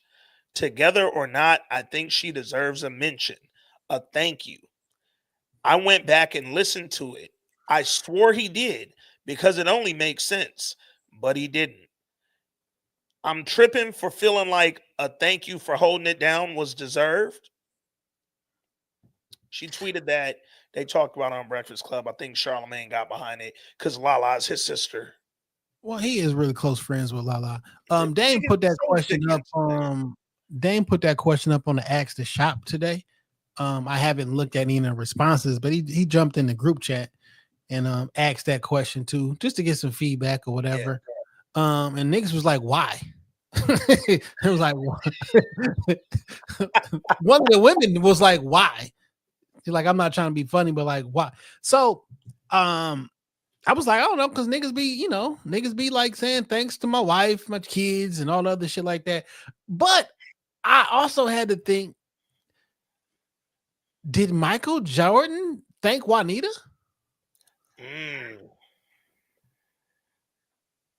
Probably not. I don't know. Here's the thing. I haven't listened to the hundreds of Hall of Fame speeches by NBA players to see if any of them thanked their ex-wife. I haven't. This is the other part. I think this is why her statement just frustrated me a little bit, because Carmelo and Lala seem to get along. They seem to have a good or let me not say have a good relationship. They seem to be in a good space in their relationship, right? Cayenne about to start school in the fall. He hooping at Syracuse. He got his daddy's Syracuse picture on his arm tatted. Like they seem to have done a good job at co-parenting post-divorce. Why would you throw that out there, go viral, bring it up on the fucking biggest radio show in New York, and now make it weird between me and her? Because he can't get back on that stage and say, also, thank you, Lala. No, nigga, it's over. I didn't say it for whatever reason, nigga. Yo, And shout now out to you made it Kerr. weird. Kerr said, I don't think she needs to shout out, and she ain't even come to the ceremony. So Also that. You know why I'm going to shout you out? Because you sitting right there staring at me, waiting on me to shout you out. If you ain't here, I'm not thinking about you, dog. I didn't watch it. I seen some of the clips on what's the other threads. I seen some of the clips of him talking about New York, him talking about Denver or what have you. Like, did she just go listen for a Lala shout out? It sounds like it. She definitely the second time she went back because she said, I swore he shouted her out. But I went back and listened and he didn't. How'd you help me get to the Hall of Fame? Fam, I was a fucking NCAA. So for those of y'all who don't know, the Basketball Hall of Fame, the Naismith Hall of Fame, it covers basketball. It's not just NBA. You can go in there for college accomplishments, fucking being a great coach, being a great ref, like literally anything basketball related can get you in the Naismith Hall of Fame. High school, college, all that. Yeah. Know everything. His Olympics. Yeah. Carmelo could be in the Hall of Fame for literally 5 different fucking reasons. Dog. Lala is not one of the 5, my nigga. I'm sorry, bro. You know who when Snoop gave that fucking award speech, he was like, I want to thank me. That's who. I want to thank me for staying up and taking 5,000 jumpers. I want to thank me for icing my knees. I want to thank me for such. Dawn said, is Lala upset about not getting a shout out? Also, that you made it weird because now I bet, hey Dawn, I bet you $100 that Lala wasn't upset when the shit happened, and now she kind of irritated that he ain't shout her out, and she being weird with Lala or with Carmelo on the text. Bet $100. I know they said their words, not mine. They said Carmelo debuted the Side Baby at the and you know what? Thank you, Side Baby. Thank you, Genesis. I guess he named him Genesis. Him or her, I don't know if it's a boy or a girl. Genesis, because she was my first Side Baby. Yeah, being the first Side Baby is kind of dope. Because like there will never be another. Like it's just you, dog. Oh man. Like why do people do that, dog? Like Lauren gotta chill. This was very just hilarious of her. I fuck with Lauren. You feel me? This just with the mess, dog. Yeah. It's messy. It's messy, dog. Because real talk, Lala and Carmelo text being so dry this week. And every time she goes somewhere. How old is Cayenne? 18. We ain't got to talk no more, Nick. That nigga got NIL money. We don't need nothing.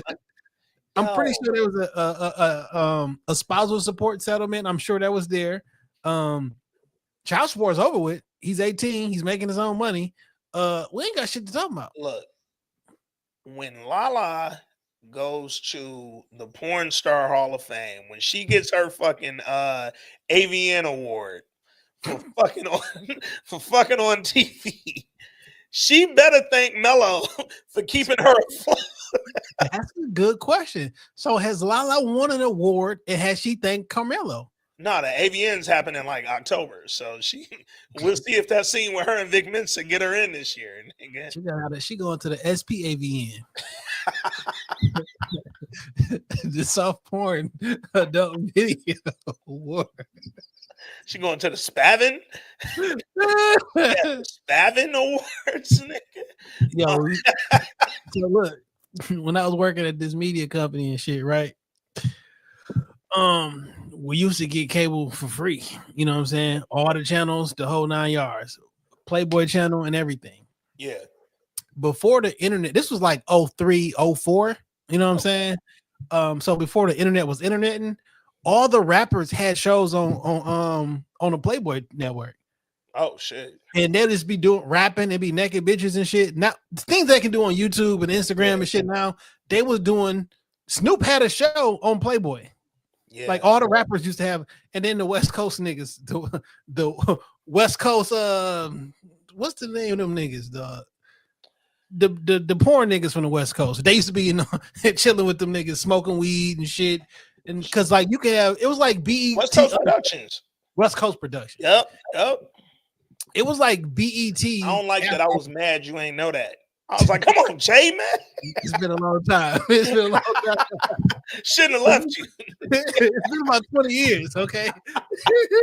Without a strong porn. Oh, shit. But it was BET Uncut, like in the daytime and shit. This was all the rappers just had fucking. I remember seeing one of them, and I think it was like it was either. Don't ask me why it was one of these two people, but for a fact, it was one of these two, and I don't remember which one exactly. It was either DJ Quick or it was Lil Jon, and they was just like at a little pool, like, and all the little naked bitches just behind them, like doing this and shit, butt naked, and them niggas just sitting there talking and smoking. It was probably Lil Jon for sure. Yeah, it feel like Lil Jon lately, huh? You seen Lil Jon? I've seen shout out to Lil Jon for winning third at Muscle Beach. My nigga outside, bro. And he really like out here too. No, Lil Jon be on HGTV. He building tiny homes. You know what I'm saying? Yeah. Him and his wife got a tiny home and he turned the tiny home into a studio, essentially. Yeah. Lil Jon to be out here living his best fucking life, man. Yeah. Nah, he's a great example of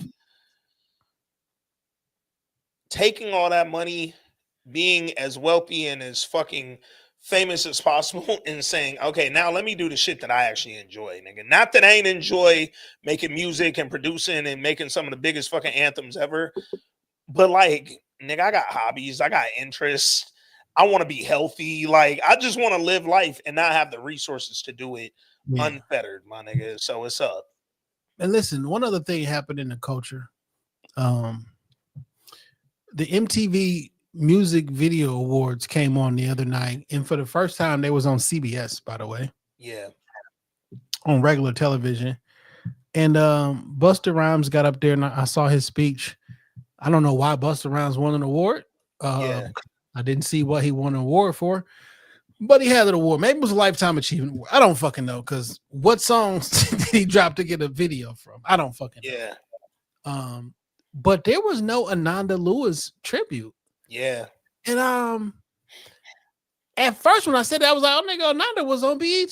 But she was 100% on MTV early and like got them off into what they was doing. And like, have we ever seen an MTV tribute, or is that only in the BET side we see those? Because I can't remember. I can't remember for sure on the MTV Video Music Awards side if we would see like those like posthumous tributes or whatever, but I feel like even if that's not normal for MTV, this would be an exception. Like, is Kurt Loder still alive? Yeah. Kurt Loder probably breaking some news right now somewhere, but yeah, he's still here. Man, what a time, dog. When motherfuckers used to come home and breaking news. Nigga, you ain't know if somebody died, won an award, or had a baby, nigga. You literally just saw him and had to shut the fuck up for a couple minutes. Like Ananda Lewis passing away at a young age of what she passed away from. Like, y'all don't give her no love. Y'all don't little flash a second or something on the screen. That is that's really bold. That's really disrespectful, honestly. Yeah, yeah. Let me pull up Ananda's MTV stats because we know she was uh everywhere. MTV, BET, she was the motherfucking quintessential media person back in the day. So she had a lot of jobs, but She had 3 shows on MTV. literally I was trying to see why would they not have that readily available for me to see. All right, so Ananda was on MTV. Looks like she started at MTV in 98 and she was there. So she did MTV Live with Carson Daly, which most of us remember. Then she Which did Total transformed. Request. I'm gonna say that didn't transform into TRL. So MTV Live turned into Total Request, and then they renamed it to Total Request Live, TRL, which most of us are familiar with. They also had another show called Hot Zone that she hosted, and then she hosted True Life as well. So you're talking 3 different shows on there, and a staple again, dog. Like really, really a part of BT and MTV. Y'all ain't give her nothing, dog. Like, come on, man. Now, Like, that's not okay. as I can recall back, I do think it's BET who do the tributes. I don't know that MTV do the tributes because they white and they don't like fuck. They don't. That's I not haven't watched MTV VMA in a long time, like a long time. So I couldn't tell you, dog. I think that's just some black culture. Even though BET not black no more. Yeah. I think there's enough executives over there. They understand that like that's some shit that like we gotta do. It'd be a long ass list. They be having Quavo with the wing. They had not Quavo. They got everybody who passed in a whole year takeoff. Yeah, I know it wasn't funny, but god damn it, that was funny. Quavo with the wings is funny. Yeah, that's fucked up. But yeah, take off with the wings, dog. Black culture love a tribute. That's a fact, dog. No, cause show honor me, dog. Like yo, wait. Steve Curry said, ask a white the last time they did a balloon release. no, you know what my favorite thing to ask a white and also say to a white, say or ask them anything about a repass and see if they know what the fuck you talking about, nigga. We made that word up. That's a black word, nigga. It's a brand name. It's like Pepsi. It's a brand name, nigga. It's a black word, dog. I ain't heard one white person say repass. Yeah, it's black as hell, dog. I also have never heard a white person say blase splee, so I don't know. I don't know. It's just, some shit is just black when it comes out. All right. Since we going down this road, what's some black sayings? Y'all can jump in the chat too. Oh yeah, please hit us with some. What's some black shit? So I seen a comedian. Shout out to Macho. Macho sent me this shit earlier today, and I'm sorry to take this Jewish person joke. I don't know, but he was like, black people don't say no, they say shit, right? And it was like, niggas, you about to go to work? You calling off today? And so anyway, he was like, black people don't say no, they say shit, and then sometimes they don't say yes, they say shit. It's like, it's like, yeah, it's so funny how black people be we be blacking. You know what I'm saying? Like, yeah. Yeah, man. We getting any comment? I can't see the comments, so. Oh shit. That's funny. I didn't know that white people, so black people say boo boo, and white people don't understand that means to take a shit. Yeah, they say poo. Yeah, or poop. Yeah, but like boo boo, I thought everybody knew what boo boo was, but they be like, oh, you got a boo boo, like you cut yourself. They don't think like take a shit. So boo boo is strictly used by black people. Yeah, yeah. What's some other shit only black people say? Talking about boo boo the fool. It ain't never been a white boo boo the fool. French, you are telling the truth. Shit. The memorial part of the Grammys be long as fuck. They be having every person that ever did anything with music on them shits. Engineers, musicians, Yeah. weed man. That's hilarious. So maybe it's just MTV that don't got no fucking culture. Nah, cause I feel like did they shout out like Ozzy Osbourne? I ain't watched the VMAs, but I feel like they wouldn't have let Ozzy Osbourne die and not throw that nigga picture up, bro. Yeah, that is crazy, huh? Let me Google Ozzy Osbourne VM. Oh, I just typed in VMA and Ozzy tribute pop right up. Nigga. Oh, fuck's that. Yeah, dog. Nah, we out of there. We out of there. I'm about to riot. I'm about to riot. We had Viacom in the morning, bro. Come on, dog. All the stars came out and sung songs. Oh, I'm seeing Steven Tyler all over this bitch. Yeah, dog. Yeah, we not doing this. Y'all really playing with fucking Ananda Lewis top like that, dog. Nah, that's just wrong. Now it's racist, my nigga. Yo, black folks, we got to know who all gonna be there. Do white people? What's the white version of who all's gonna be there, or is it? They have one. White people love not knowing who's gonna be there. They walk right into danger, and they're like, "Please keep it a surprise, so I can walk right in." Yeah, white. I don't think who all gonna be there is a white thing. Ha ha! Did you RSVP? That's the they ask you that. They trying to see if you gonna be there. Because you know niggas ain't RSVP, so we know that's a white. Absolutely not. Absolutely not. Yo, you know what's the wildest shit in the world is asking niggas to RSVP to like yo baby birthday party. Cause like in real life. Also, you don't know French. Like the language, because why are we saying RSVP? Because that's shorthand in the French language. So absolutely, dog. But like, I don't want to RSVP. And then I gotta add one to the RSVP. Like, nigga, you know, if I'm coming, I'm bringing my fucking wife, bro. She want to be there more than I do. Like, she way cooler with babies than me, dog. Like, I'm cool with babies when they fucking 18, nigga. When me and Cayenne Anthony can rap now, nigga. As soon as that baby is potty trained, my nigga, hand them to me. Okay. I know y'all got on fucking Nelly head about saying that shit, but I feel him, and I ain't never had a baby. But I'm gonna be there for support while you changing them diapers. I'm gonna do everything else though. All that shit that you don't want to do. I remember on some traumatic shit. On some traumatic shit. I remember I was a little kid and we was in school and it was a little home ec type class and they was teaching us about babies and and then they brought out a little doll, right? A little fake baby doll or whatever. And they was having everybody learn how to put a diaper on a baby doll, nigga, right?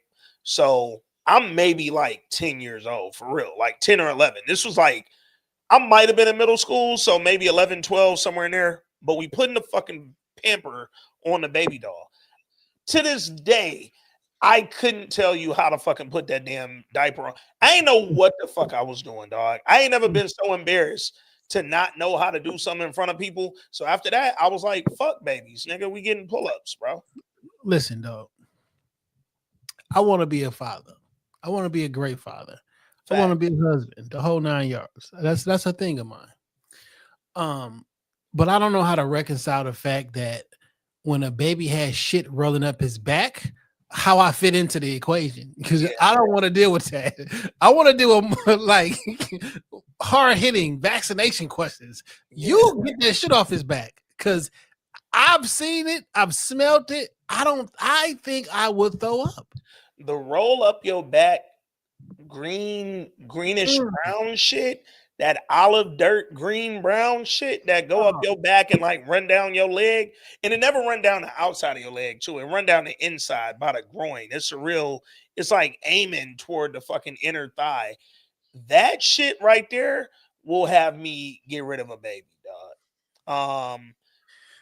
Like legally or illegally, you got to get rid of the baby, dog. Yo, I saw the Wayne brothers today. And one of the motherfuckers said, I'm glad you made it through the abortion. Jesus. Jesus. I've never heard no shit like that. I'm like, yo, what episode was this? Niggas playing on his phone at work. He said, yo, I'm glad to see you made it through the abortion. As in, like, they tried to abort you, but you still made it. Like, yeah. Yikes. Speaking of the Wayans brothers, dog, I know we talked about him a little bit. I'm really excited to see Marlon in this role. I just feel like Marlon Wayans is one of them cats that's also, I know we talk a lot about like how multi-talented like Jamie Foxx is, for instance. And I know Marlon ain't nearly as great on that stage as Jamie has been at times. And I don't think Marlon can fucking sing nowhere near Jamie Foxx. But in general, I do think he's a very talented actor. And it ain't just comedic acting, dog. Like he's a very talented dramatic actor. And I'm just excited to see what he do in a role that's like completely different from a lot of the shit that we've seen him in, man. So I do gotta salute Marlon because he didn't always do comedy. I'm sorry, he didn't always do stand up. And I remember him going out and attempting to do stand up, and then he got really fucking good at it. Yeah. You know what I'm saying? And you only get good at stand up by going out there and doing it night after night, night after night, night after night. Yeah. I've seen him in some roles. I've seen him in some roles that I thought he did a good job in. I thought he did a good job on Above the Rim. You know what I'm saying? He played goofy, but he also played a decent role. I think he did a really good job in Bel Air. Yeah, acts as the dad. Yeah. And his audition tape for I don't know how you can judge. Like, can you get an award for our audition tape? But his audition tape for Private, man, that was just so fucking good, dog. Like, it was so fucking good, man. I wish that movie would have come to fruition. So I am interested in seeing it. I am kind of worried about this movie though. Him? Yeah. I just don't like. I don't know what it's going. It's one of those genre blending things, and let's hope it works out right because everything should be blended. So I had really only seen like ads for it and like posters when I went to the theater or whatever. But it wasn't until I saw Highest to Lowest that I actually saw the trailer for him. I had not seen a trailer for, especially the full trailer. I can see where it can be really good. I can also see where it may be really bad. And I think this is gonna be one of the movies that kind of it ain't gonna be no in between. You either really gonna love it or you really gonna hate it. So like, you remember when Entourage was on? Yeah. And he was like, nigga, I can sell a movie just with a good trailer. Yeah. This trailer is so fast paced where I don't know if that's just a trailer. I hope the movie not this fast paced. Yeah. Because I'm gonna get tired of that shit quick. You know what I'm saying? So like I don't know what the movie is about. From the trailer, you don't really know. You know, but you don't know. So it is very dark. So I'm gonna love watching it. That's a busy fucking weekend next weekend though. Yeah. That coming out, then we got the Reasonable Doubt and the Morning Show, all on the same weekend. So y'all about to get a lot of really dope potting, man. I'm excited to get a movie. I think another reason that I feel like Highest to Lowest didn't land with me the way it seemed to land with a lot of folks. I was just so happy to get a new movie for us to review. And you know, I love doing throwbacks for sure, but it's always dope when we get to see a brand new movie, some new IP, and come in here and just kind of talk about it for the first time. A lot of them throwback movies that we do, whether it was me and you directly or us and the billion people that we might talk to on a day-to-day, we done probably talked about the movies before, you know what I'm saying? But with Highest to Lowest, it was like, yo, this is the first time we really sort of sitting down, discussing this, talking through the plots, you know, what maybe could have gone better, what did go right. So I'm excited to do that with him. if it's reviewable, because it could also be one of them like, yo, we come in here and just tell you, hey, that wasn't it, and be done with it. Nigga, like, I'm really just hyped to see what it's about. I think they've done the Get Out thing with the trailer and some of the fucking ads that I'm seeing about it, where they're keeping it like a little like low key, like we not telling you exactly what it is, and we making this shit so frenetically paced that you can't really fucking catch up. But you know, Get Out was a classic and went triple. I don't know if him, is gonna do that, because again, this ain't a Jordan Peele directed film. It's just EP'd. So hopefully it does what it needs to do. But you know, maybe Jordan Peele got behind it because Monkey Paw missed out on weapons. I don't know, nigga. Like, maybe he saw another script and was like, "All right, this is on that level, and I ain't gonna make that same mistake twice or something." I don't know, dog. But I'm excited to see it. Real happy to see Marlon get back in his bag. And then yeah, man, Reasonable Doubt and Morning Show dropping all next week too. Shout out to us for making sure that the Patreon gets fed while the rest of these niggas, wait on content that was already previously recorded, man. Salute to us for being great. Yo, if you want to get the exclusives, you got to be on the Patreon. So audience, we need y'all to do us a favor, man. If you know somebody who looking for a pod like the one we do, shout us out, man. Let folks know, send them the link, send them the fucking whatever you listen to it on, Spotify, Apple, whatever. And just put us on, and then shout that Patreon out, man. Patreon.com/This Week in Culture. And Don said, random, did you ever watch Opus with the girl from The Bear? Slow burn in my opinion, and a bit weird at times, but not bad overall. I'm not hip. So it's an A24 joint. It's currently on HBO Max. Dawn, salute. That's a great question. I did look at Opus. It is kind of weird, but I ain't not like it. It was entertaining, and yeah, it got It's a movie or a show? It's a movie. Yeah. Okay. Ayo Edaberry from The Bear, or Io Edaberry from The Bear. She's in it, and yeah, it's kind of weird, but I feel like when you see A24, you almost kind of know off top it's gonna be something a little weird in it. Also, like, not where they come from, but they do every movie now. Yeah, A24 is officially like body bagging all things. They are, because I think a lot of the reason that we see A24 so much is because their bread and butter is independent films.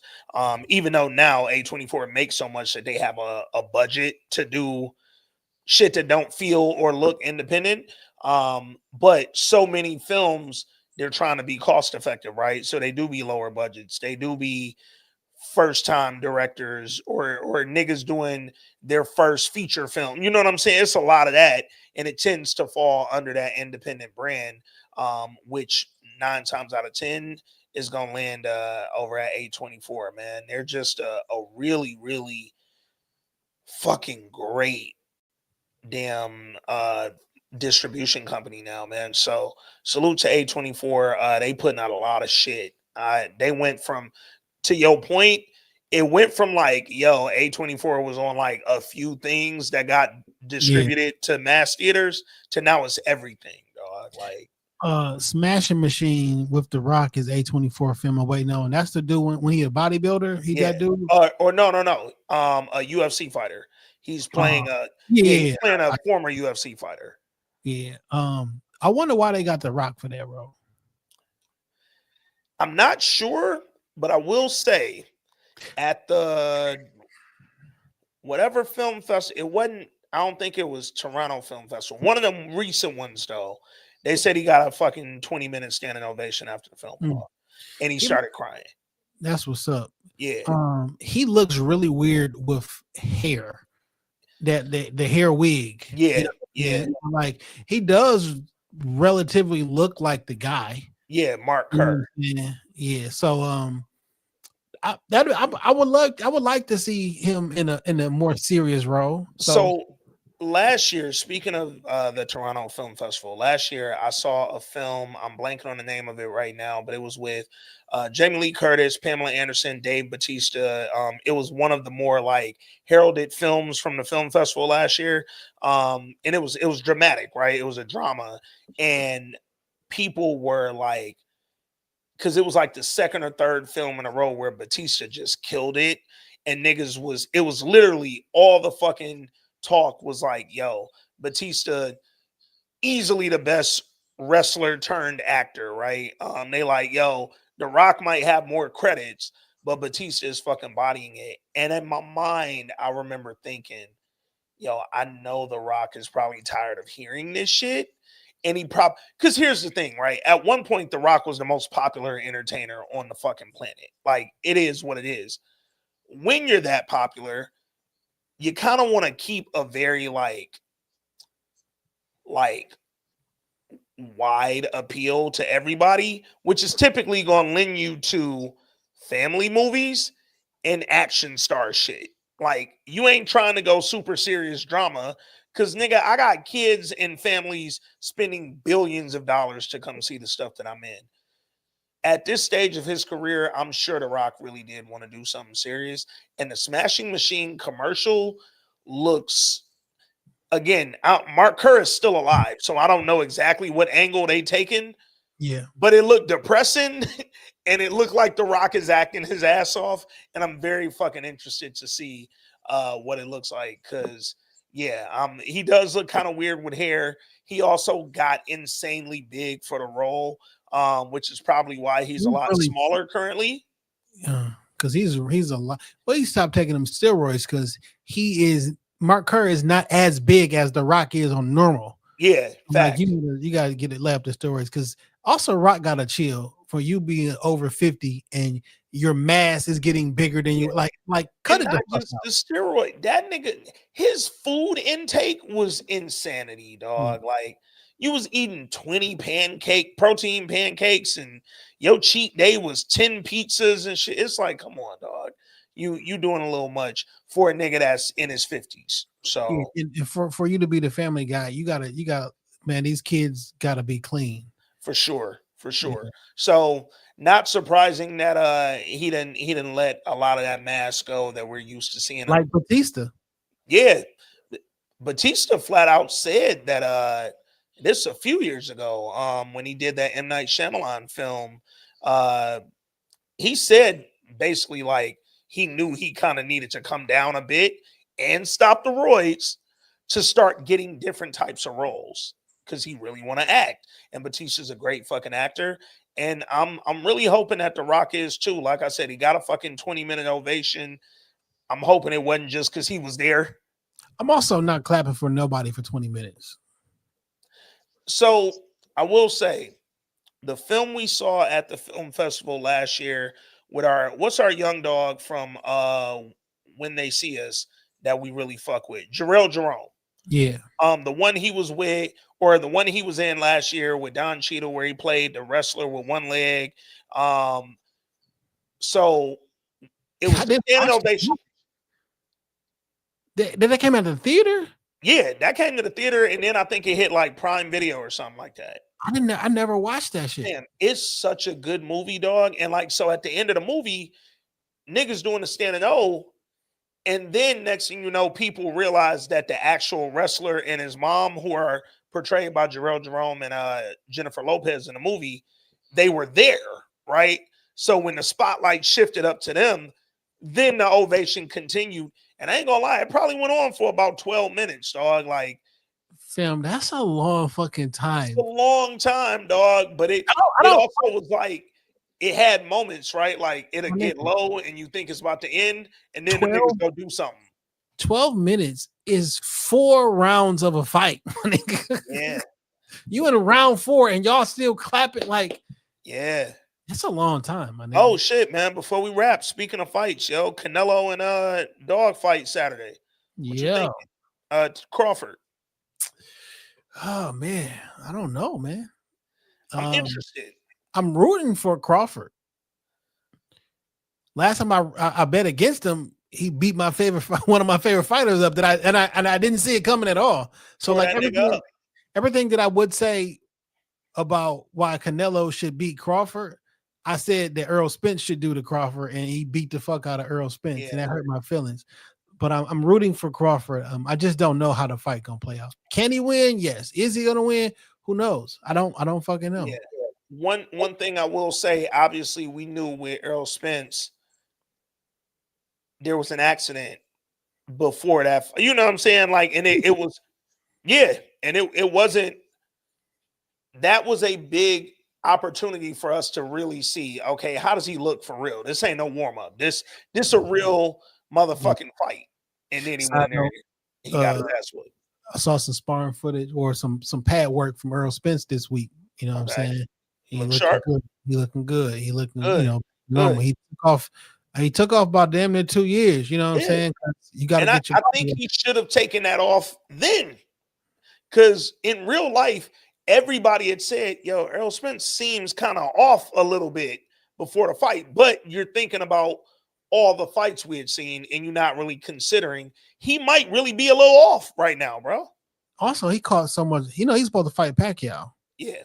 And he pulled out the fight because his eye was fucked up. Yeah. And then niggas was like, yo, you done. Like, come on, my nigga. So now when the Crawford fight go out, I can't pull out two fights. Fights. Y'all niggas never let me hear the other one. So never let the into the other one. So. It was a rough little pass for Earl, but I'm glad to hear he looking sharp. I feel similarly, dog. I think Crawford will win, but I also really like Canelo. Like I'm a Canelo fan. I fuck with him. Fighter. The thing I think is a really good because he is going up 2.5 weight classes. But Terrence Crawford knew this fight was coming, so he moved up in weight over the last year. Yeah. It's not like I just rush job. Yeah. So I don't think that I don't know. You know what I'm saying? I don't know. Because even when you give yourself time to naturally move up in weight, we still got to see you fight at that weight, right? Like just because you moved up in a way that makes sense, don't necessarily mean that you're comfortable at that weight. So it's gonna be really interesting, dog. It'll be on Netflix. It's streaming at all levels of your Netflix subscription. So whatever you have, you can get the fight. They be weird sometimes. Now, if your shit buffer, it's probably because you got the $7.99. You ain't paying the $19.99 like they asked you to. Man, I looked up on some Fire Stick shit this week without paying. I did my shit myself, and I got everything, and I don't got to pay nobody for it.